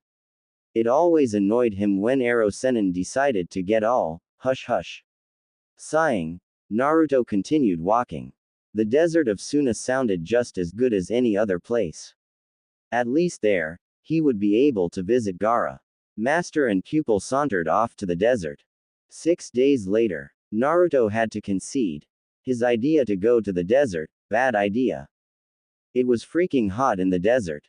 Not only that, Naruto was definitely not wearing the right kind of clothes to be traveling in over 100 heat. That was why he had already gotten rid of the upper part of his orange jumpsuit. The annoying thing was that Ero Sennin had thought Naruto was keeping up with it, while Naruto thought Ero Sennin was keeping up with it. The end result was that there was no more top to the orange jumpsuit. Naruto was stuck in his orange pants and a black shirt. Let's not forget, Naruto grumbled to himself, Ero Sennin just had to completely bypass Suna and take us deep into the desert. We're in the middle of freaking nowhere, Ero Sennin. Naruto suddenly shouted. I thought we would at least go to Sunagakur and visit Gaara. Jiraiya looked back at his suffering pupil. He smiled. The brat wanted to go to the desert, well he damn well was going to give him the desert. Before Jiraiya even thought about taking him back to civilization, Naruto was going to have a whole new level of physical fitness. Tut, Naruto. You did want to come to the desert to work on your jutsu, remember? Jiraiya asked sweetly. Naruto was going to kill him. He could already see Ba-chan's reaction. Where is that pervert? She would say. I would reply, I killed him. She would look shocked and then ask, why? He annoyed me, would be my perfectly logical. She would go into deep thought for a second, and then look up and say, perfectly understandable. Yes, Naruto could see it all now. He started laughing maniacally. Jiraiya became slightly scared from the evil laughing Naruto was doing. The boy really needed to tone down the whole bad guy vibe he had going. Oh well, I can always beat it out of him out here. Jiraiya developed his own evil laugh. Okay, Naruto. We are here, Jiraiya exclaimed while thrusting his arms outward. Naruto looked and looked, but all he saw was sand. He did not like where this was going. For the next couple of months, we are going to be camping right here. While your clones are doing whatever shape manipulation you want to learn, you and I will be doing a totally insane workout schedule. Jiraiya said with a smile. Naruto really did not like where this was going. Of course, in this heat, it would be totally understandable that any exercise you do will tire you out more than you are used to. I promise you right here and now, any time you drop from exhaustion, I will immediately double whatever we are doing at the time. Jiraiya warned. Hey, he was a nice guy. He at least gave the boy warning. Naruto looked at his sensei. He looked at him some more. A little more. Then he looked out at their new training area. Then back to his sensei, who was still smiling. He leaked a few tears before bowing his head in imagined pain. Naruto just knew that this wasn't going to turn out good. 2 months in. 2 glorious months of physical training in a freaking desert. Naruto, while admitting to the effectiveness of the training, was still ready to get the hell out of there. So what if he could use his chakra to help keep him cooler? So what if he could use chakra to walk on sand instead of sinking? So what? It was freaking hot. Jiraiya watched his student with an indulgent smile. The brat was in a mood again. One thing that annoyed Jiraiya about Naruto's new attitude was that every now and then Naruto would just start getting all uppity. Naruto used to never get uppity. Now someone could almost set their watch by it. The only good thing was that it was quite easy to break him out of his mood. All one genius sensei had to do was offer a little extra training. Didn't matter if Naruto was acting out because of the training, Naruto would always snap out of his moods at the opportunity of training. Controversial? Yes. Did Jiraiya care? No. Jiraiya himself was getting tired of the desert, but he figured it would a couple more months until they left. Naruto still wasn't up to his standards with his taijutsu and physical conditioning. Though, from what Naruto had been telling him, his jutsu was almost complete. After Jiraiya had given him the basics in chakra manipulation, Naruto had started developing his new jutsu in private. Of course, Jiraiya could have easily snuck over and saw it, but he figured that allowing Naruto this freedom would do the boy good. It would also give him a surprise whenever Naruto completed it. Jiraiya liked surprises, especially ones. Naruto huffed as he finally finished the last semi-impossible task Ero Sennin had assigned him that day. This time all he had to do was dig a hole using only his hands, in sand, without chakra. Suffice it to say that Naruto almost rebelled before common sense took over. Ero Sennin had to have some purpose in making him do all this in 100 heat. Naruto wasn't yet ready to believe that Ero Sennin was just making up stupid exercises as he went along. Yet, Naruto had to concede that there were some good things that came along with all this bad training. One good thing was the rock-hard six-pack Naruto was now sporting. Another good thing was that Naruto's muscles clearly now had a lot of definition to them. Nothing too bulky, but an amazing mixture of finesse with strength. Ero Sennin had worked hard to make sure Naruto's muscles became just right. Naruto also had to concede that the training had given him a huge addition to his stamina. Being able to run all day in sweltering heats had to be a good thing. It was a good thing it didn't take Naruto long to get that down because Ero Sennin had kept his promise of doubling whatever he was doing if he failed. Instead of 1500 push-ups, Naruto had ended up doing 6000. He had failed trying the 3000 as well. Along with all the physical strengthening, Naruto's chakra control had also risen. Ero Sennin had made sure to teach Naruto several inner chakra flows that aided in keeping cool in hot weather. Naruto had made those exercises prime points of interest. Of course, Ero Sennin had waited a whole month before even mentioning the possibility of keeping cool with chakra. Naruto had blessed the man out that night. Overall, Naruto definitely saw a rate of improvement, and it made him giddy. He could tell that he was getting stronger. He could feel it. His new jutsu was almost ready as well. Naruto figured a couple more days, and he would have that jutsu ready for its first real test. Oh, was Ero Sennin going to be surprised when he found himself as a nice, happy test subject? Heading back to camp for the day, Naruto couldn't help but remember the very first, impossible, exercise Ero Sennin had given him to increase his strength. Flashback. You want me to what? Naruto shouted in disbelief. The old pervert had finally got insane. Did the man not realize that it was hot outside? And they were always outside, so how could he not realize it? Naruto just had to walk up to his sensei. Reaching up, Naruto peered in both eyes, checked his pulse, and tried to see if he was running a fever. Maybe some kind of disease would explain Ero Sennin's sudden madness. Naruto could only hope. Jiraiya had been getting more and more ticked at every action his student had taken. To see if he was sick. Did the brat not want to get stronger, and isn't my training the best in the world? Were two questions going through Jiraiya's mind. Finally getting enough of the charade, Jiraiya nailed Naruto on the head. Falling down, Naruto crashed into the sand. What the hell was that for, Ero Sennin?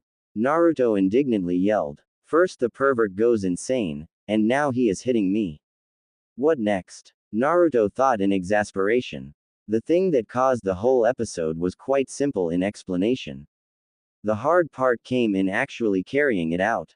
Their first real day out in the desert was the same day that Jiraiya started Naruto's physical training while their clones were off doing clone stuff. Jiraiya had unsealed a strange-looking weight from his supplies. Taking the weight, Jiraiya had tied a rope to it and put it on the sand. Naruto's job, pull the rope. Naruto had, wisely, decided to see how heavy the weight was. Trying to pick it up, Naruto found a slight problem. He couldn't budge the thing. Try all he might, Naruto couldn't move it at all using his arm strength.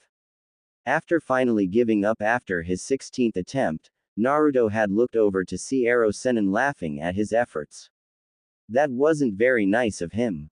Come on, brat. The thing doesn't weigh that much. All you have to do is drag it through the sand in a lap formation. I already drew out the lap size for you. Aren't I a nice sensei? Jiraiya asked quite sarcastically. Naruto looked to see how big a lap he would have to run, and then he did a double take. His eyes widened for good measure. What he was seeing wasn't a lap, it was a freaking marathon disguised as a lap. Ero Sennin, I can barely move that thing. What do you mean that it doesn't weigh much? And how many of these laps do you want me to do, anyway? Naruto yelled in annoyance. Jiraiya smiled. Oh, only 100 laps, for now. Then with a nonchalant air, he said, and that weight is only 2,000 pounds. I have much heavier weights waiting for you once you get this exercise down. Naruto fainted. He awoke after only a few seconds, but the sheer audacity of Ero Sennin's training plan shocked him too much. Naruto now knew that he was going to die out here. Ero Sennin had gone crazy and was trying to kill him. That's the only thing that made sense. Oh, and no chakra whatsoever. This is all you, kid. Now get to running. Jiraiya yelled out with a light slap to Naruto's back. Naruto turned around to look at his sensei. Jiraiya could easily see the desire to kill him in those blue eyes. He chuckled. Die, Ero Sennin. Just die. Naruto ground out. Wants me to carry thousands of pounds, sliding through sand, without chakra. Naruto grumbled. He slowly made his way to the weight to begin his torture. End flashback. The next day dawned hot just as pretty much every day in the desert had dawned. Naruto got up, fixed breakfast. Ero Sennin was too lazy, and then began training. Naruto had decided that a week's time would be enough time to fully develop his new jutsu. He couldn't wait to show it off to Ero Sennin. Going through the warm-ups Ero Sennin had devised, Naruto quickly picked up pace. An hour each morning had been set aside for warm-ups. They were specifically designed to make sure every single muscle was in use and ready for the strenuous use Ero Sennin had waiting for them. Finishing with vigor, Naruto moved on to what came next in his daily routine, sparring. Summoning 100 clones, Naruto signaled for them to attack. This spar was another idea of Ero Sennin's. The clones simulated the same conditions of being attacked by multiple enemies. Them being shadow clones, though, allowed Naruto to beat them using only one hit. The numbers more than made up for this, and Naruto always got a good workout fighting against himself. Naruto finished with the clones and went back to the camp. Sweat was running down his face as he grabbed a towel from among the bags. Looking over, he could see Ero Sennin getting ready for today's training. Naruto summoned the, now 16, clones to work with Ero Sennin's clones. If he wasn't mistaken, today's schedule was history, jutsu theory, chakra control, genjutsu recognition, tactics, stealth, and the other four were trying to learn how to create a storage scroll. Ero Sennin, what torture do you have planned today? Naruto called out. Jiraiya walked over to his student when he saw that the boy was through with his morning exercises. Naruto sure had come a long way from the little pipsqueak he had used to be. Now the boy was gaining confidence and muscles. Naruto was also starting to finally grow. Jiraiya had to give himself props though because Naruto's mind was finally beginning to develop. The kid couldn't have used his mind if it killed him 6 months ago. Now the boy was already thinking steps ahead of his opponent. Stuff like that could make a teacher so proud. Jiraiya wiped off a fake tear. I was thinking of all-out taijutsu sparring today. I still see some areas in your taijutsu that need work. If you leave holes in your taijutsu like you have, then any competent chunin will eat you alive. You're just lucky you have never gone up against a competent chunin. Jiraiya said. But I beat Neji Hyuga. Naruto indignantly commented. Everyone always says that Hyugas are amazing at taijutsu. If all that is true, then I shouldn't have holes in my taijutsu, especially after all the training you and I have been doing. Naruto claimed. Jiraiya nodded right along with his student's reasoning before saying, true, true. All you say is definitely true. But you have to consider that you won mainly through luck in the Kyuubi. He kinda dominated you when it came to the actual taijutsu part of your fight. Though I will admit that you have gotten much better in taijutsu. You just need a little tweaking to become even better. Jiraiya then walked off while waving for Naruto to follow. Naruto followed Ero Sennin until they reached the area they usually used for sparring. It was only a short distance from camp because whenever Naruto finished training, he automatically had to crawl his way back to camp. It wouldn't do for him to crawl a long way, after all. Ero Sennin was kind enough to not beat him until he couldn't crawl at all though. Naruto had to take his positives wherever he could when it came to training with Ero Sennin. Naruto started out the fight by summoning 4 clones. The clones quickly set off against Ero Sennin while Naruto stayed in the back. Each of the clones were quickly destroyed, but not before Naruto was able to tell what level his sensei was using on this fight. Ero Sennin had 3 levels whenever they trained together. One was easy mode. This was the level usually reserved for learning new things about taijutsu. The second level was, oh shit, level. This level usually left Naruto crawling back to camp at night. The third level was the glorious torture level. When Ero Sennin fought him at that level, Naruto had almost died. It was good that Ero Sennin had only fought him at that level once. Of course, Ero Sennin just happened to be using that level in this fight. Giving up on his deliberations and his slight panic, Naruto rushed in while summoning more clones for quick substitutions. Jumping high in the air, Naruto started falling above Ero Sennin. Summoning 2 clones, one near him while the other was slightly to the side of him, Naruto had the clone besides him throw him off his intended trajectory. The other clone grabbed Naruto from the air to throw him at Ero Sennin at high speed. Good, brat, good. Jiraiya yelled out excitedly. Do this kind of thinking in all your fights, and you will have an advantage. Just make sure to think about every move you make. Jiraiya quickly sidestepped the falling Naruto before punching the boy straight in the stomach. Hard. Spitting out blood after rolling through the sand, Naruto tried to create a new tactic. Damn, I know there is no way I can even get close at my current level. Should I try out my new jutsu? No, it's still not ready yet, and this is supposed to be taijutsu only, with clones. What should I do? Naruto narrowed his eyes in thought as he looked at his sensei. Running in a circle around Ero Sennin, Naruto analyzed his sensei from every angle. Before he could even think of a plan, Ero Sennin disappeared from his vision. Naruto realized that his sensei was about to attack him, so he ducked quickly praying that his guess right. He only realized he was wrong when he found himself on the ground from another punch to his stomach. Dry heaving, Naruto tried to stand up as it felt like his insides were collapsing. Blurg. Naruto ground out before bending over and throwing up. The sound that throw up made on the desert sand was not very appealing. Naruto managed to raise himself to one knee as he spat to clear the taste from his mouth. Ero Sennin wasn't holding much back. You need to think faster, Naruto. An enemy isn't going to give you all day to think of a plan. Jiraiya cautioned. The boy could be really good on his feet if he would just learn how to balance battle and thinking. From what Jiraiya had observed, Naruto could be really good in a fight if he was pushed to his limit. Once he tried to use his brain though, Naruto overanalyzed everything and ended up making a blunder. Moving as fast as he could, Naruto made a beeline straight at his sensei. I just need to get close enough, Naruto thought frantically. My shadow clone's limit is 7 feet from me. I know that distance is growing, but 7 feet is the farthest I can do right now. Naruto was betting everything on summoning a shadow clone behind Ero Sennin while the original fought him head-on. Jiraiya looked on as his student rushed him in what seemed to be a suicide charge.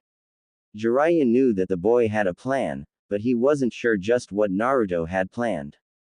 Oh well, I will just beat him before he can enact his plan. Jiraiya thought with a smirk. Jiraiya rushed his student. Naruto's eyes widened as he saw his sensei heading towards him. Gulping, Naruto quickly made the seal and calling out his shadow clone. Naruto knew that he had already given his plan away, but he was still going to try it. The two met in a fierce taijutsu battle. Jiraiya quickly gained the upper hand, but Naruto was managing to hold on fairly well. Jiraiya was only mildly surprised, though, when a shadow clone attacked from behind him. Yes, Naruto definitely has a hole in his taijutsu, Jiraiya thought sourly. Dispelling the clone with a kick backwards, Jiraiya caught the punch heading towards his face. Naruto, not one to give up, went for a leg sweep after he saw his plan collapse and his fist caught. Ero Sennin jumped over the sweep, and then used the caught fist to flip Naruto over. Naruto landed on his back as an explosion of air left his lungs. Panting, he tried to get back up, but Ero Sennin hadn't let go of him. Naruto knew that was a bad sign. Jiraiya smiled down at his apprentice. The boy was coming along well. Naruto's taijutsu was around a high chunin level. What Naruto really excelled in though was his physical strength. Of course, it could not compare to Tsunade's chakra-enhanced strength, but what could? Jiraiya had known from the very beginning that one of Naruto's future advantages would be his physical strength. Ever since the boy was able to run laps with a 2,000-pound weight tied to him on only the third day, Jiraiya had known of Naruto's abnormal strength. No normal person should have been able to do that. Naruto was lucky. The Kyuubi sealed inside of him, healed him. Building muscles was basically breaking down the tissues within muscles, and, when they healed, the muscles would be stronger. The Kyuubi inside of Naruto automatically healed those torn tissues much faster than nature intended for those kinds of things to heal. This resulted in Naruto's physical strength increasing at a great pace. Jiraiya hadn't exactly mentioned this information to Naruto though. It's always better to keep kids in the dark. That way they don't become too arrogant. Jiraiya thought happily. Jiraiya delivered a chakra-enhanced kick to his student's midsection. Naruto needed to learn how to deal with pain after all. Too bad, looks like I kicked him a little too hard. The poor boy has passed out with blood dripping down his chin. How sad, Jiraiya thought mockingly. After a couple minutes of unconsciousness, Jiraiya started kicking Naruto awake. They weren't very hard kicks, but most people usually don't kick kids who have just passed out awake. Thus, Naruto woke in even more pain than when he passed out. Gah, Ero Sennin, do you have to be so merciless? Naruto asked with pain lacing his voice. Naruto had to speak in a whisper because of the pain racking his body. He knew that if he didn't have the Kyuubi then he would most likely be bedridden for weeks. The fox had its uses every now and then. So, what is my hole, arrow senin? Naruto asked impatiently. He wanted to have that hole fixed up as soon as he could. It really annoyed him that he could be beaten so easily, even if he was fighting against a senin. You didn't recognize it? Jiraiya asked surprised. He was sure the kid would recognize it. He had made the mistake right at the very end too. Oh, well, you need to learn how to use the cage bunshin without the hand seal. I could easily tell your plan at your last attack because I could see your hand sign. Same as when you took to the air. Your hand sign allowed me to pretty much know exactly what you were planning to do. Learn how to do the cage bunshin without hand seals, and your taijutsu will be that much harder to beat. Jiraiya lectured. Turning back to camp, Jiraiya threw over his shoulder, "You're summoning a clone away from you. That was pretty good for a brat like you. That was probably the best thing you did the entire match." Jiraiya could almost feel Naruto's happiness at getting a little praise. He just had to burst Naruto's bubble. Though you forgot about your clones you summoned at the beginning of the match for substitution. Naruto's face fell as he realized he could have avoided a lot of damage by remembering them. Make sure you get some rest. We still have a whole day of sparring at this level. You have 10 minutes. Jiraiya shouted out as he sat down at the camp. Naruto just panted in frustration. Arrow Senin could be such a freaking pain. 1 week later. Okay, Arrow Senin. Time to show you my newest jutsu made by yours truly. Naruto said excitedly. He couldn't wait for his sensei to ooh and ah at his awesomeness.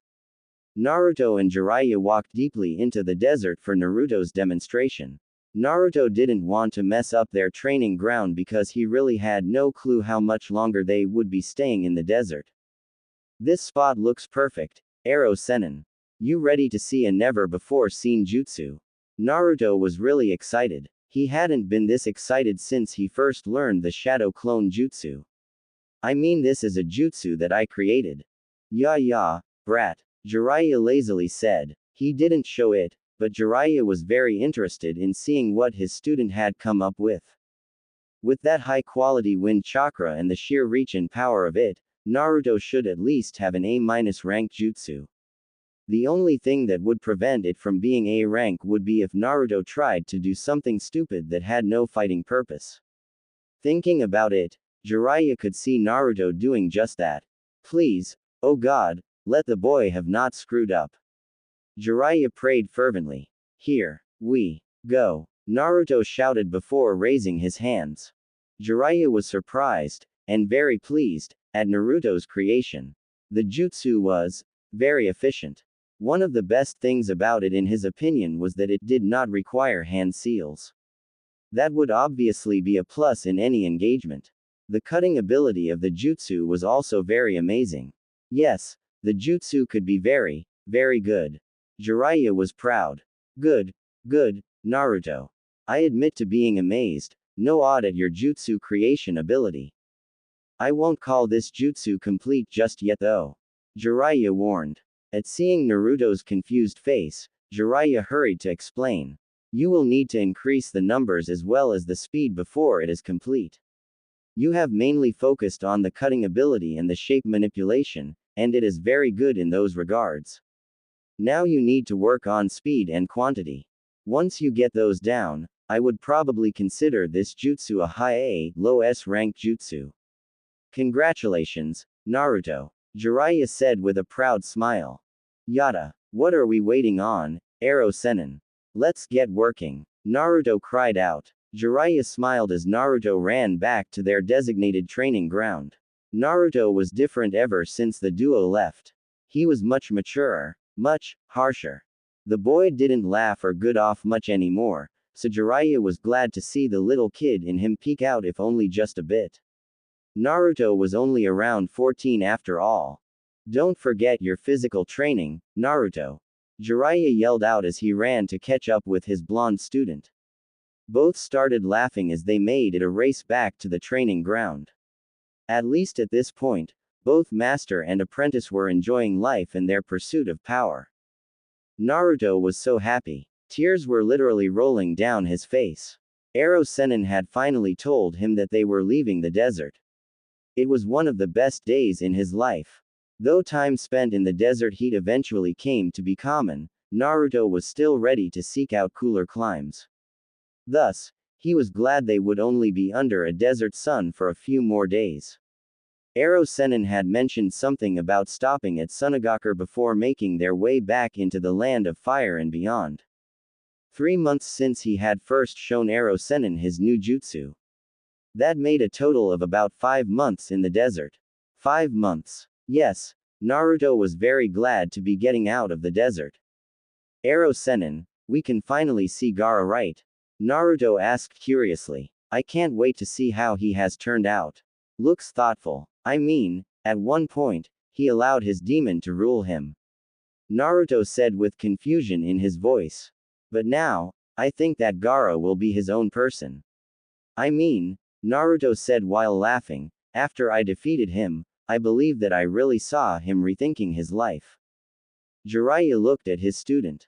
He almost couldn't keep the grin from his face.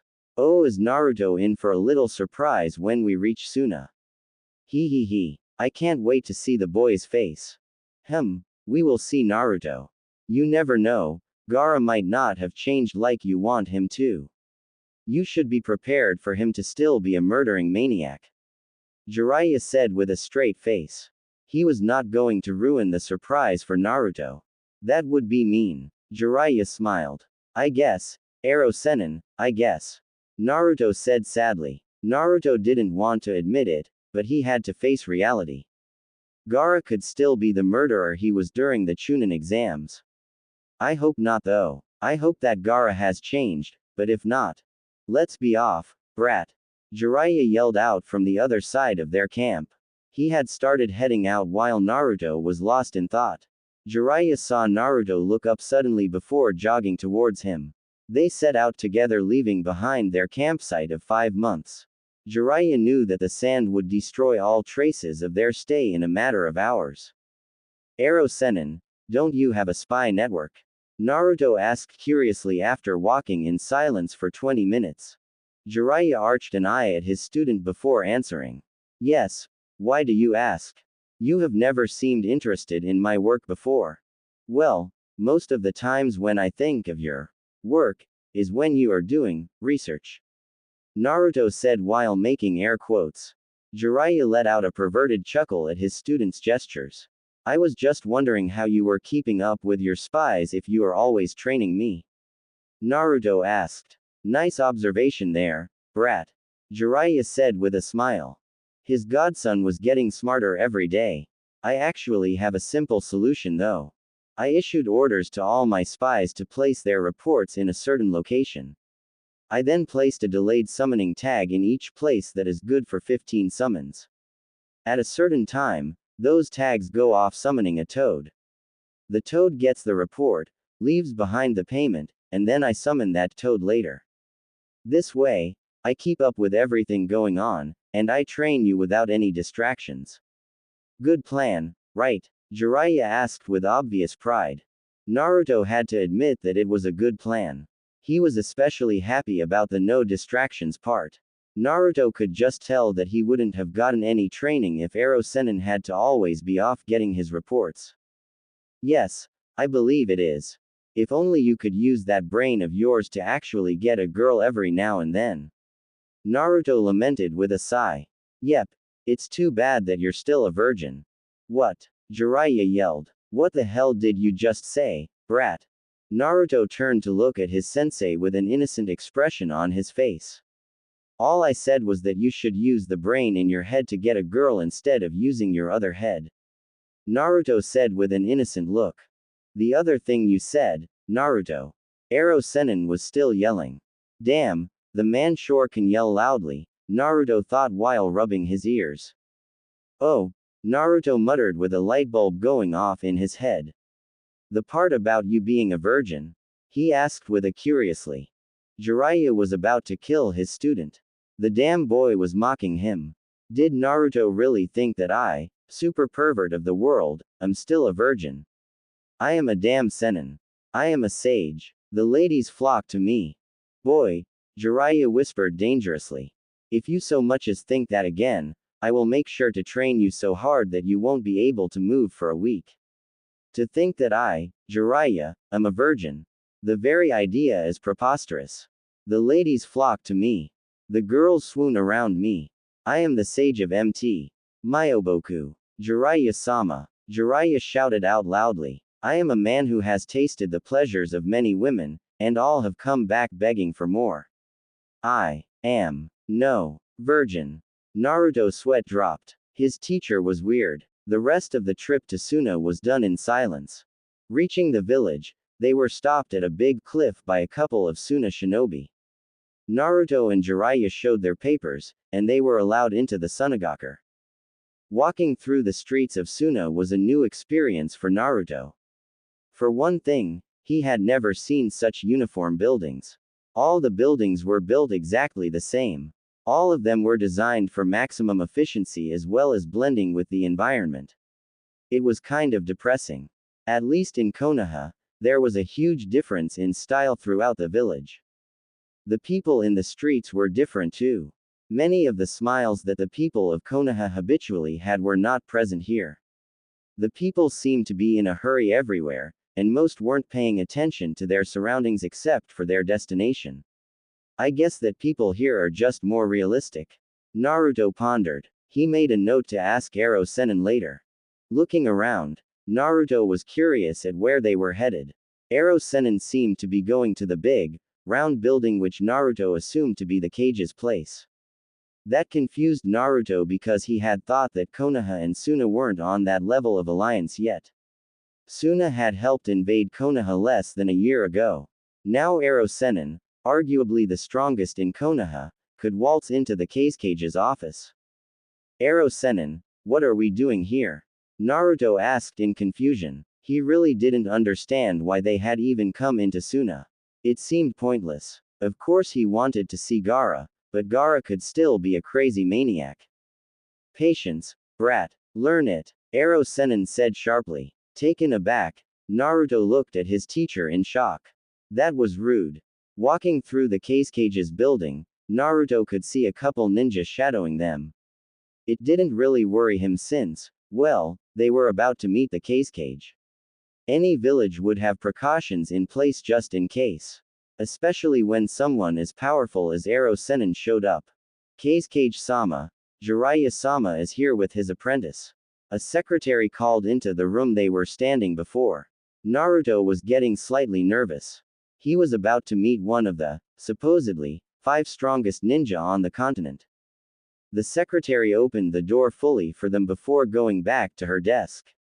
Naruto followed his sensei into the room. Looking around, Naruto had to say that the room was pretty bland. There was no real adornments in the room. It felt like the room had been stripped bare except for the essentials. A desk, chair, 2 couches, and a bookcase were the only thing occupying any space. There wasn't even a rug to add any color to the room. Seeing the cage staring out the window, Naruto gulped. Firming his resolve, he stepped to Ero Sennin's side. He wouldn't back down in front of anyone. Thinking about it though, he wasn't really sure why he was nervous about meeting the cage. He never showed any real respect to either of the Hokages that he had known. Shrugging it off to think about another time, Naruto followed his teacher's example and gave a slight bow. Then Naruto received the surprise of his life, well, aside from Sakura and Sasuke betraying him. The man who turned to look at him and Ero Sennin was none other than Gaara.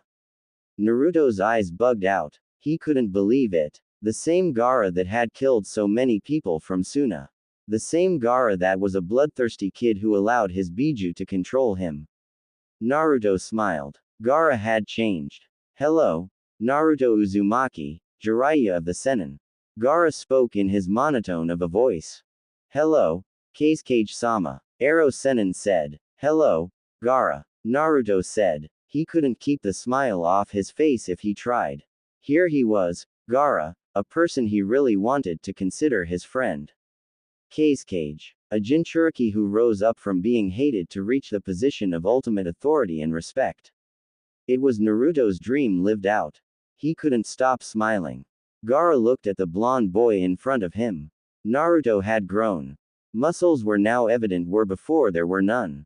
The naivety was also gone from his eyes.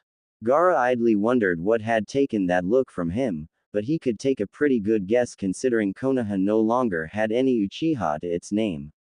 Something else Gaara noticed about Naruto was an aura of competence surrounding him. He had been particularly powerful when they had fought, but Naruto had never given off the feeling of competence.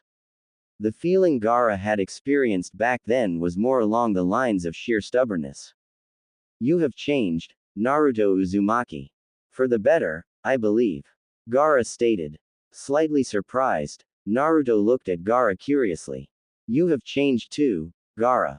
For the better, I know. Gaara slightly smiled at the blonde's words.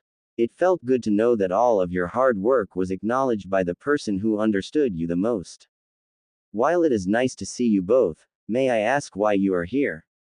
Gaara questioned. It was not every day that Jiraiya of the Sennin showed up at the door. It was too bad that Jiraiya was also known for bringing bad news when he did show up at the door. Jiraiya watched in amusement as the two boys slowly sniffed each other out. He had gotten a good mental kick from seeing Naruto's surprise, but he soon got down to business. From the reports he had read, both of the boys had tried their best to show each other their ninja way. Naruto had come out on top and completely changed the red-hair kid. Impressive. Even more impressive was Gaara's rise to Cage after that change. The boy standing before him in the Cage hat was truly an interesting kid. He had to be only around 15 as well. Truly impressive. I am here to warn you of a threat in person. The Akatsuki is a group of S-rank missing nin. We have confirmed that Itachi Uchiha and Kisame Hoshigaki are both members of this group. We don't know why, but their goal is the collection of all 9 Biju. That means that they are aiming for the Jinchuriki. Jiraiya clarified in his most serious voice. Naruto had only ever witnessed this voice a couple of times. Once was when Ero Sennin was fighting Orochimaru. I am just warning you in advance. In about 2 years, they are supposed to really start moving against the Jinchuriki. I would advise you to beef up defense as well as prepare yourself for this ordeal. One of the reasons I am training Naruto is in preparation for their attack. Jiraiya said. Gaara looked at the man in front of him. Jiraiya had delivered alarming information. His reputation of being a man of bad news seemed to be accurate. Not allowing the surprise to show on his face, Gaara said, "Thank you for the information. Suna will be ready if they decide to attack." Putting the issue aside for further discussion by his top officials, Gaara looked to his guests once more. Ah, Ero Sennin sighed. Now that the serious stuff is through, let's get down to my other request. Tell me where the baths are. I need to do some research. Ero Sennin loudly shouted. Naruto sighed while shaking his head. His sensei would never learn. The man could be a complete idiot whenever it came to his research. Naruto could tell Gaara was getting agitated at the man's antics just from the way the sand was swirling around him. Maybe that was just agitation from their earlier talks. Nah. It was all Ero Sennin's fault. Oh, before I head to the baths, I did have one question. Is there any way you can give Naruto the Kase no Yaiba Jutsu, Wind Blade? Seeing the Cage's look of disapproval, Jiraiya hurried to explain. You don't have to worry about Naruto actually using the jutsu cough, much because I am hoping Naruto can convert the jutsu into his own little thing. Since I did give you that amazing information, don't you think it would be fair to give us something in return? Jiraiya said quite playfully. Gaara looked at the idiot pervert, legendary ninja in front of him. He could see Naruto Uzumaki off to the side with his face in his hands. Uzumaki was clearly embarrassed by his sensei's acts. As he should be. For Jiraiya of the Sennin to just ask for such a high-level jutsu from Suna like that. It was preposterous. The wind blade was a treasured technique of Suna. To just give it away. Gaara had to admit though to temptation. Naruto had changed his life. Naruto's light had shown him the way. Without Naruto, Gaara knew that he would have kept on killing until someone finally killed him. With Naruto's path before him, Gaara had changed. Now the village trusted him. Now the village had nominated him as Kage. Jiraiya of the Sennin had given him vital information as well. Gaara decided that a test was in order. If Naruto could defeat Baki, then Gaara would allow Baki to teach Naruto the jutsu. Basically, if Naruto wanted it, he would have to seize it. Smiling to himself, Gaara knew that his plan would show him even more of Naruto Uzumaki. Uzumaki seemed much more powerful now, and Gaara wanted to see that strength. The strength of someone who protected. Gaara wanted to see just how much it helped. Gaara became a Kage with that strength. Naruto had to become at least a Junin-level ninja with that strength. Okay. Gaara finally said. There are certain conditions though. Jiraiya's eyes narrowed when he heard there would be conditions. Things never turned out good when there were conditions. Naruto must seize the jutsu from the one who wields it the best. Naruto must defeat my old sensei in combat. If he does, I will allow Baki to teach the jutsu to him. The fight will be tomorrow at 11. My siblings and I will be the only ones watching. It will take place at my personal training ground. My sister will meet you tomorrow at 10:30 to show you the way. Do not disappoint me, Naruto Uzumaki. Gaara said, still in his monotone while dismissing them. Naruto shuddered, in excitement. If this Baki was Gaara's old sensei, that would mean the man was a Junin. Naruto knew that he was good, but he wasn't sure if he could defeat an elite Junin. I will just use this situation as a means to grow stronger. I will not lose this battle. I really have no clue why Ero Sennin thinks I should learn this jutsu, but I will win this. Through this battle, I will be one step closer to getting strong enough to reach my goal. Through this fight, I will get stronger. Naruto was positively giddy at the prospect of trying out his strength. Naruto smirked as he left the Kage's office. He couldn't wait to truly test his new jutsu for the first time. Ero Sennin said it was battle ready. Naruto would see if that was the truth tomorrow. Time to show the world what wind chakra could really do in the right hands. Next day. The next day came quickly for Naruto. He had spent the last night going over some strategies that he could use in the fight today. Ero Sennin hadn't been very helpful though. The man mainly suggested to not get hit by any wind jutsus. Ero Sennin had also given the okay to test out the new jutsu though. Naruto couldn't wait. Temari walked to the hotel her brother had sent her towards to pick up Jiraiya of the Sennin and his apprentice. She didn't really know why Gaara was putting on this match, but it didn't make sense to her. Why was he willing to give up such a powerful jutsu to people from Konoha? It didn't make sense. Jiraiya's apprentice is probably some arrogant bastard anyway. Gaara should have given me the opportunity to learn the K's no Yaiba over some stranger. Temari thought scathingly. She arrived at the hotel with 5 minutes to spare. Seeing no one waiting for her made her slightly annoyed. The least the two could do was come meet her at the door. Temari walked inside the hotel to the front desk. Hello, Temari said politely. Can you tell me which room Jiraiya and his apprentice are staying in? She asked. The owner of the inn was in shock. In front of her was the beautiful sister of the Kage. Of course, Temari-sama. I would be happy to. They are staying in room 34. Is there anything else I can do for you, Temari-sama? The owner asked with much flattery. Temari thanked the woman and told her that she didn't need anything else before walking away. Sometimes she really couldn't get used to the villagers' complete attitude change. Just a year ago the woman would have answered with a scared tone because people thought her brother must be with her if she was near. Now everyone was always nice and tried to do everything they could to get on her good side where the Kage would hear of them. It was almost sickening how fickle the villagers' thoughts were. Temari arrived at the door and knocked. After waiting a few minutes, the door finally opened, and Temari was surprised, to say the least. The person in front of her was none other than Naruto Uzumaki. The same boy that had defeated Gaara during the invasion. No wonder Gaara allowed him to try to gain that jutsu, Temari thought wonderingly. Naruto opened Gaara's eyes to the world. Without Naruto, Gaara would never have risen to where he is today. Naruto! Temari exclaimed. You are the student of Jiraiya of the Sennin. Naruto looked at the pretty girl in front of him.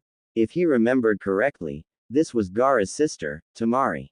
She used wind jutsus during the Chunin exams. Yeah, Naruto chuckled. The old pervert has been training me for a while now. Temari, right? Naruto asked. Yeah, Temari said. She then rushed up and gave Naruto a hug. It was a big hug with her arms wrapped around him as far as they could reach. Thank you, Naruto Uzumaki. You saved my brother. Temari whispered into Naruto's ear. Naruto was shocked. He could honestly not remember getting a hug like that from a girl anywhere near his age range. Of course Ba-chan had hugged him good, but she was like, really old. This was a girl only a couple years older than him. He hugged her back. No problem. I am glad that Gaara changed. Naruto said with a smile. He truly was glad. It made him glad to know that a person who was so like him had changed with his words. It made him glad to know that Gaara was no longer a killer. Now, Gaara was a protector. After a couple of seconds of peaceful feelings while hugging, Jiraiya just had to break it up. He couldn't let such a great opportunity pass him by after all. Throwing his arms around both kids, Jiraiya shouted, yes, let us all love each other.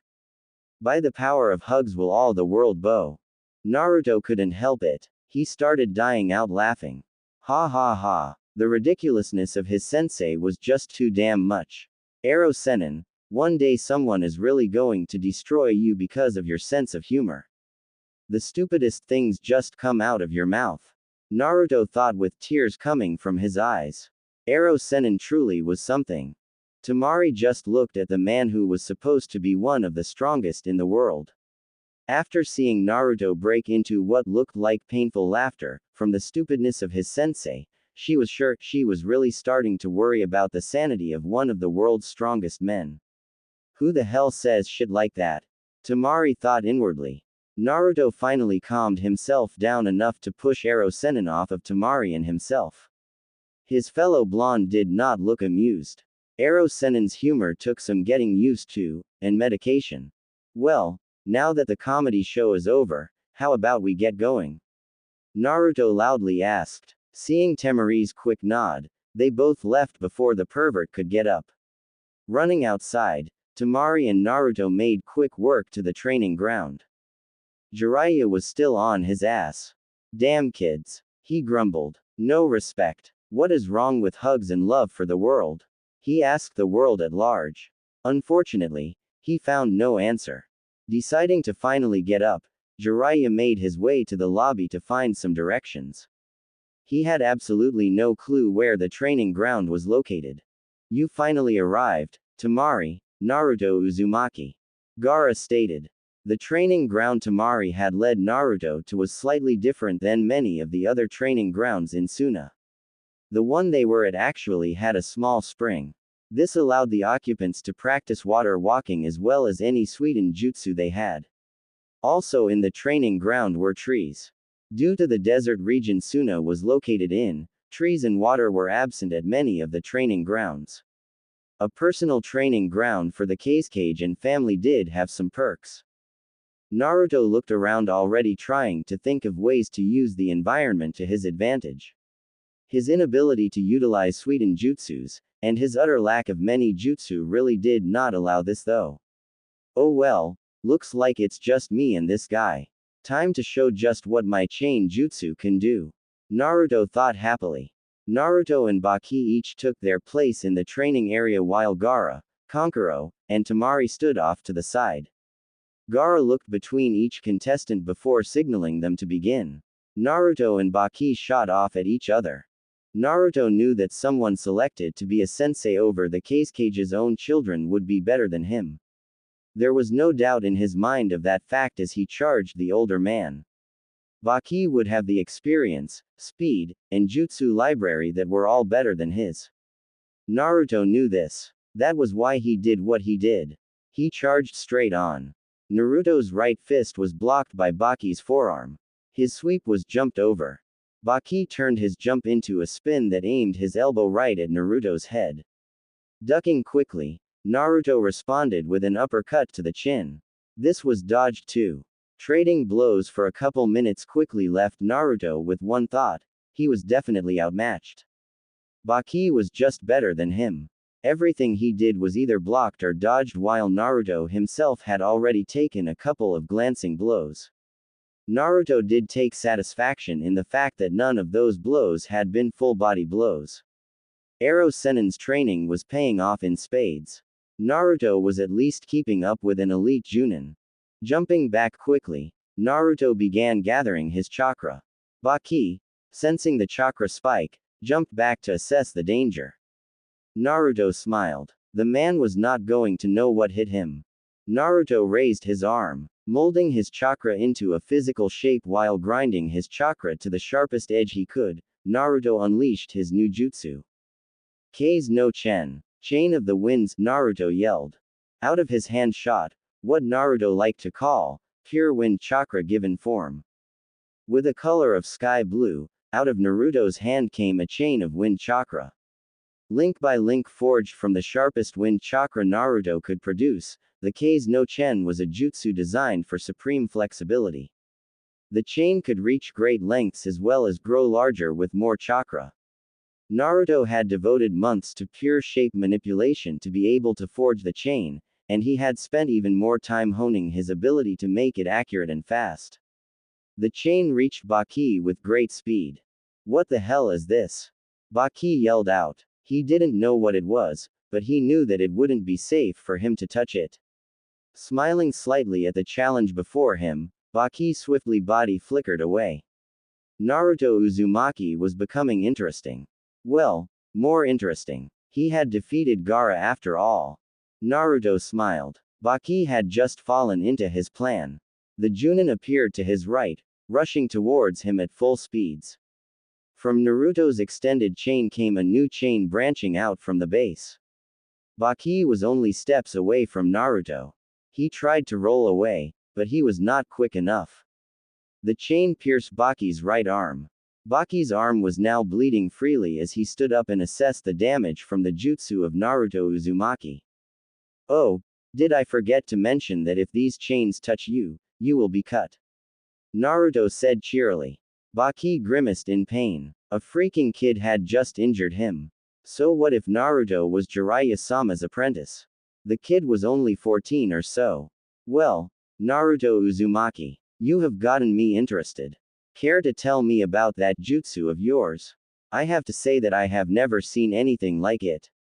Baki called out. Naruto smirked. I will pass, Mr. Elite Junin.